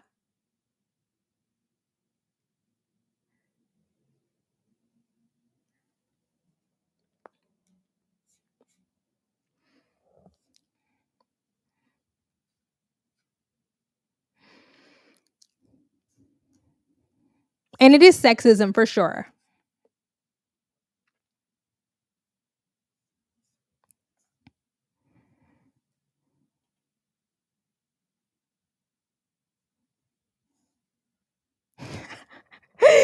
Gay men be like, that's funny. That's funny. That's funny.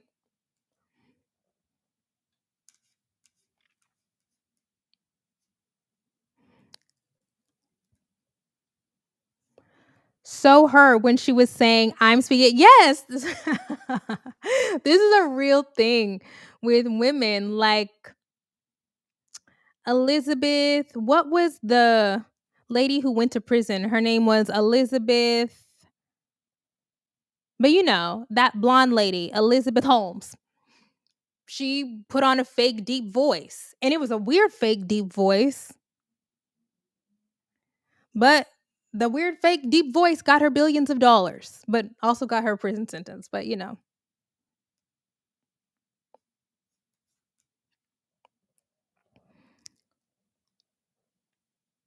I think Pete Buttigieg will run in 2028. He's been an effective surrogate for the Harris campaign. Pete is remarkable, a remarkable communicator, truly aspirational.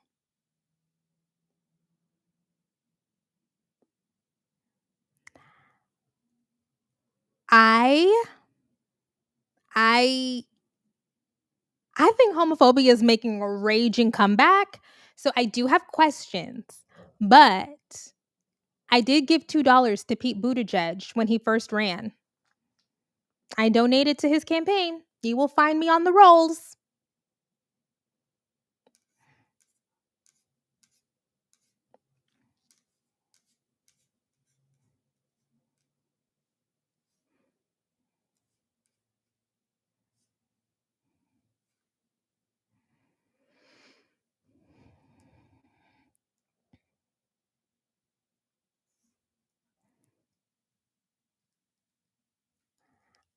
I have a higher pitch voice, and I've been told I'm a powerful speaker. It's practice, enunciation, and cadence. I mean, I am the OSSAA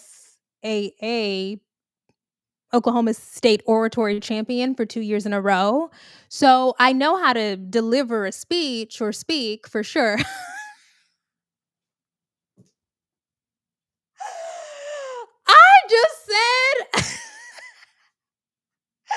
I just said as the OSSAA Oklahoma State oratory champion.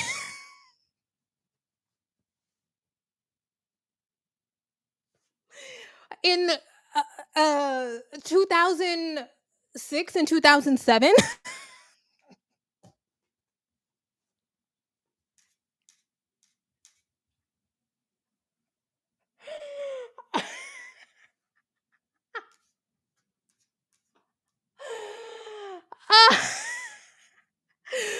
um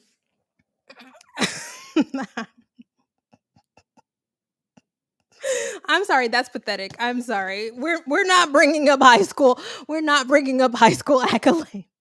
We're not bringing up high school accolades at 35. Oh my god, I'm crying. Oh my god.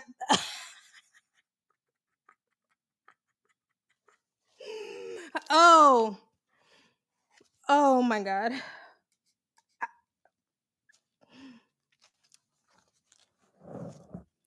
Okay, I'm sorry. I'm sorry. I'm sorry. That was inappropriate. That was inappropriate. That was inappropriate. But yeah, people with it's time to go. We're done. We're done here. We're done. I don't think that The Voice was the only reason that Harris won. I mean, crap. I don't think that The Voice was the only reason Harris lost. I'm not even sure if that's the primary reason Harris lost.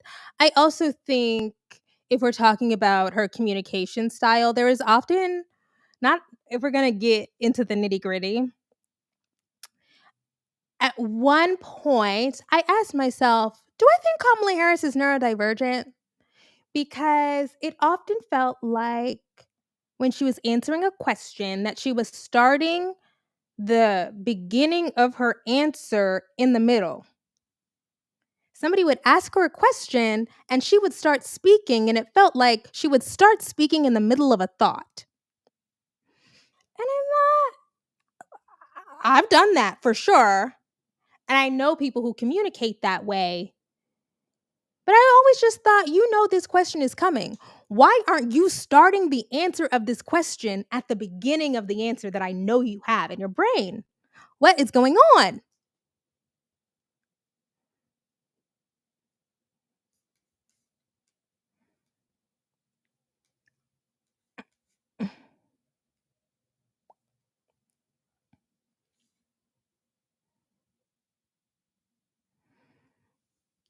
I think a lot of the beginning of her answers are just always a little shaky.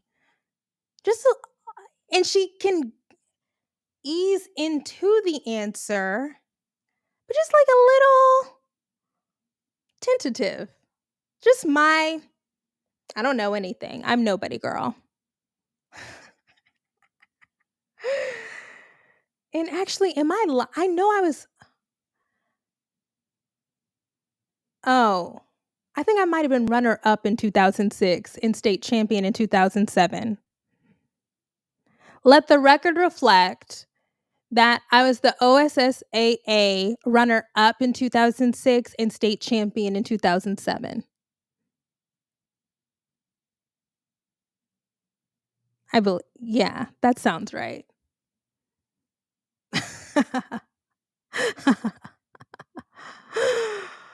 Let me not put too much on it. Well, why did I change it in my brain to 2 years in a row?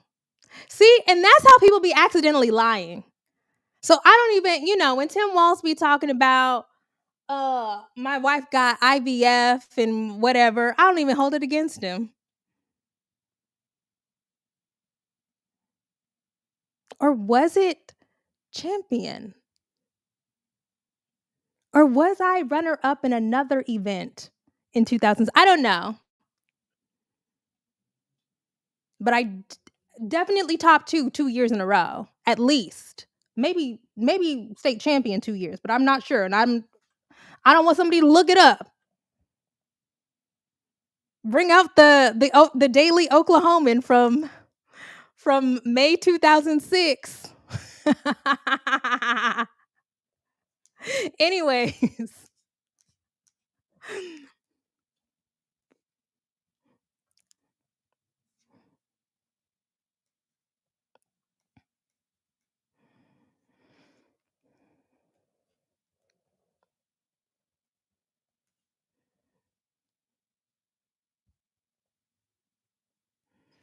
a lot of y'all are insinuating that a woman serving in Congress and as VP wasn't confident is wild to me.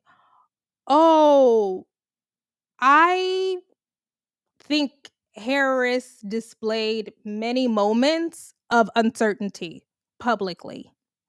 Many moments. Generally, do I think that she was overall confident? For sure. As Nancy Pelosi said, she was very politically astute. She wrapped up that nomination very quickly. But there are many times in public where it appeared to me that Kamala Harris displayed a lack of confidence in whatever she was about to say.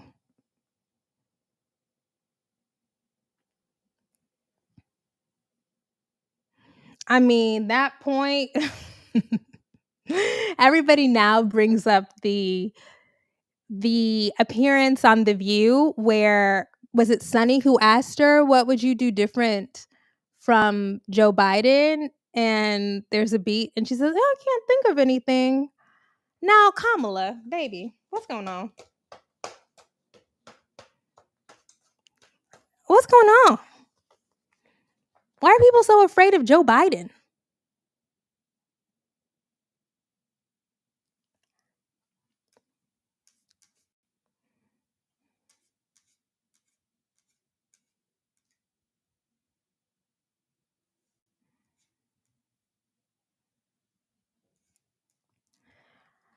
Shaky start for sure, but she got better. Yeah, that's what I'm saying. Like 3 months. Imagine what she could have done in 6 months. Imagine what she could have done in a year. I was most impressed with her during that town hall with Charlemagne. There was an ease, there was a confidence, there was a relatability. She was fun, she cracked jokes. That was a public appearance from Harris where I thought, oh, this is great. No notes from beginning to end. Great.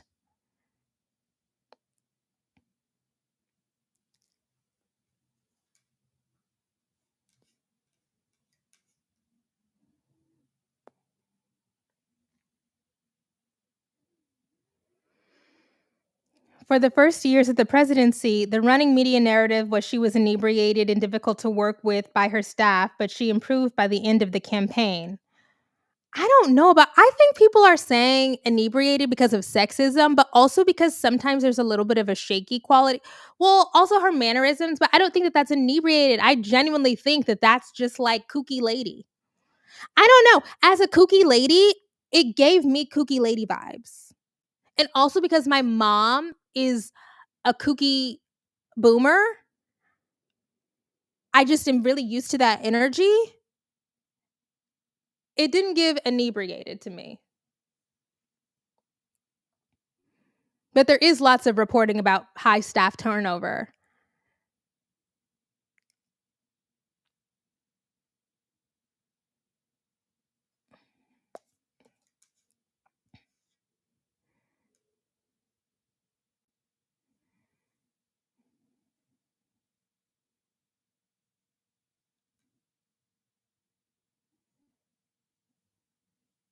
Ooh, Shannon Sharp. Yeah, she was also good with Shannon Sharp. So maybe it is a thing about being more relaxed when she is talking to, well, I didn't think that NABJ interview was good.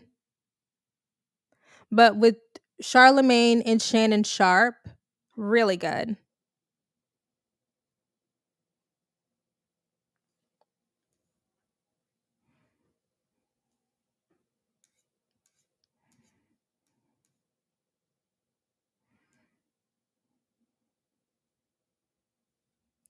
Okay. Like, Trump doesn't make sense half the time, no need to be a great speaker, okay. And since we're here, we can be honest about this, right? Before Trump experienced whatever rapid cognitive decline that he's experienced, Trump was fun to watch. Can we be honest? He was the center of a show that got tens of millions of viewers every week. He was fun to watch.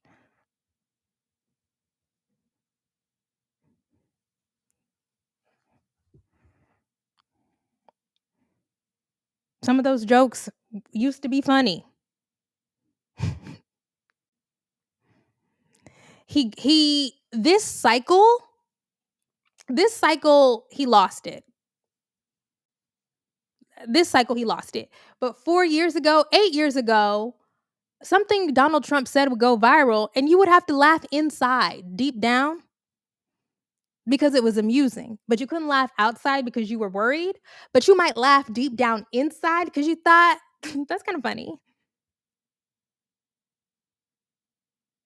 This some going on with Donald Trump. Donald Trump is not doing good.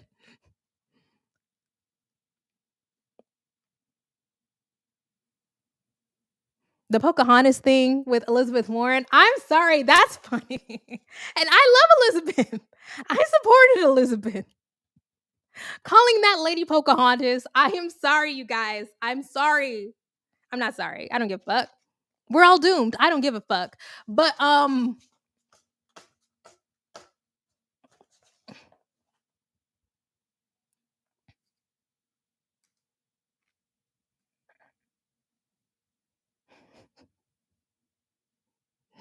dance party with Beyonce. Well, that wasn't so funny to me. But old school Donald Trump, he would say funny things, but then be like, but you don't want this person to be president. Like, this is a joke. Okay, we're laughing at the joke, but you don't want this person to be the president.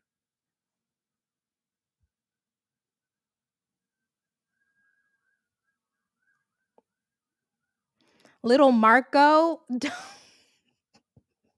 I'm sorry. Go ahead and cancel me. We're all gonna die, so I don't give a fuck.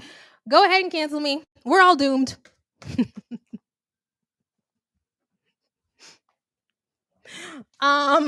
Little Marco.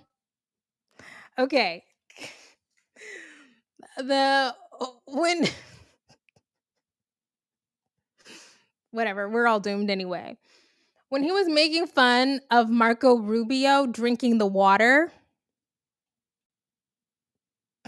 that was funny. That was funny, but you don't want that man to be the president. Like, that's the thing. Like, can we laugh and move on? But you don't want the man to be the president. When he was making fun of Marco Rubio drinking the water, that was funny.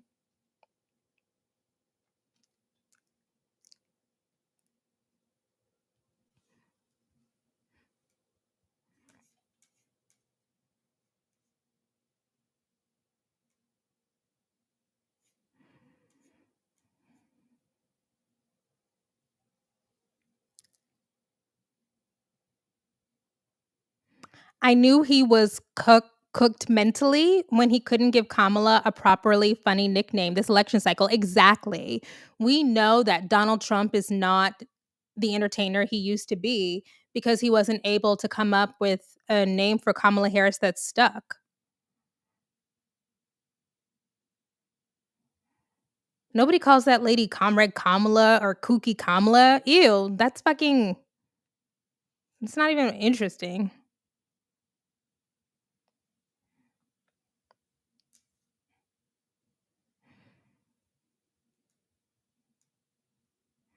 The worst thing or the best thing or the worst thing, who came up with I feel like I first heard it on Megyn Kelly, but like Tampon Tim. I think that stuck, but I don't think that Donald Trump came up with that. I don't find Tampon Tim to be funny because it's like I just think the idea of making fun of a man for providing access to whatever, it's just not funny. To me, I'm sorry, I can make fun of the Pocahontas thing is funny to me because Elizabeth Warren should not have been lying. She actually was lying. You brought that on yourself. That's why that's funny to me. Cause girl, why did you lie for decades? You didn't have to do that. You didn't. You didn't. For decades.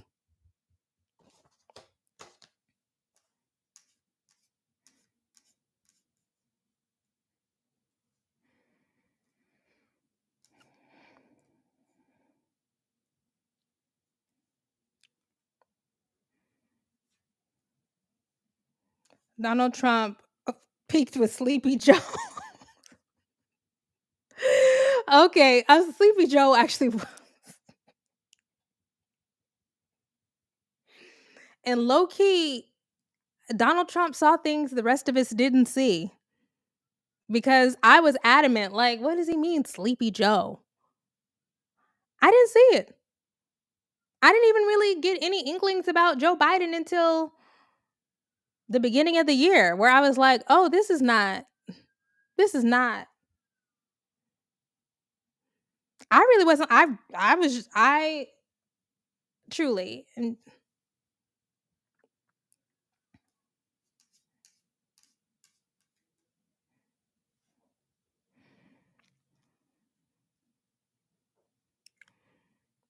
So that just stands to reason it's not his charisma.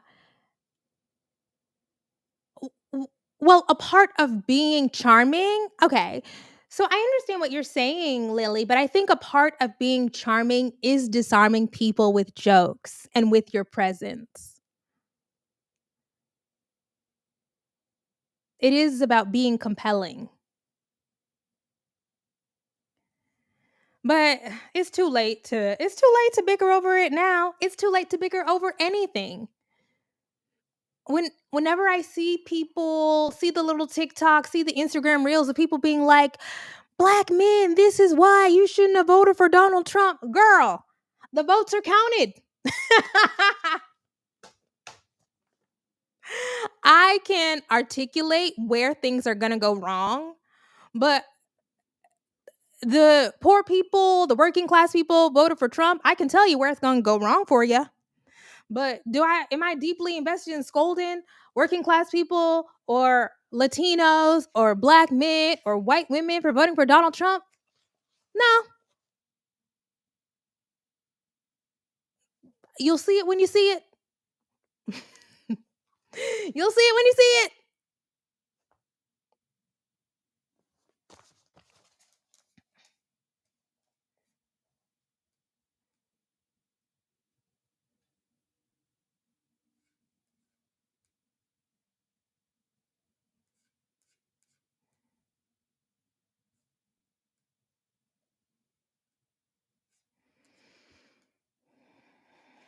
Oh, if Donald Trump dies in the next 4 years, better or worse? Worse. Yeah, worse. Worse. Worse. Okay, well, we'll end here. Why do I think it would be worse if Donald Trump died in the next 4 years? Because Donald Trump is not an ideologue. Donald Trump has strong feelings about tariffs, cutting taxes, the border.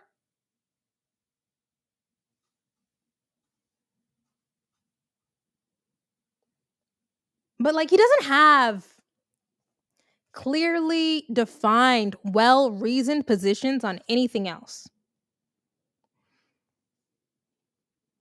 He picks up whatever people put in front of him. JD Vance is a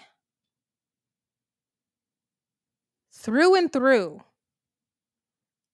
Policy wonk, ideologue.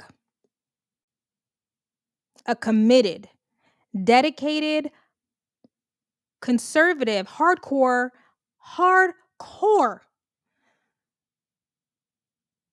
techno-fascist, authoritarian-oriented, Christo-nationalist ideologue. He's thought it through. He's thought through the policy positions that he wants. He knows exactly what direction he would want to go in. He's committed.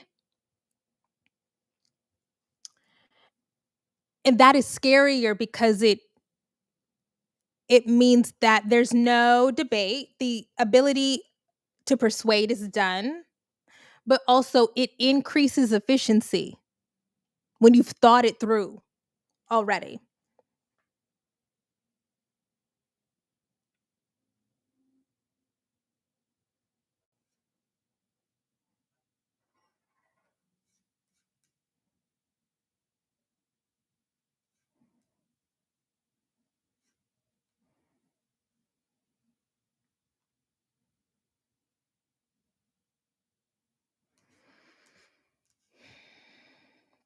Vance is Big D dangerous. Yeah, I think, okay. Is Big D dangerous? Other places do I think Democrats failed? I voted for the judiciary. I voted for the federal judiciary because I understand how important it is.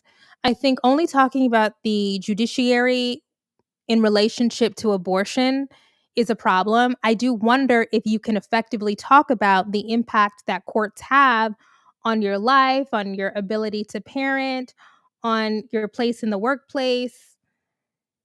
Is that too wonky for most people? I don't know. But I think, I don't know.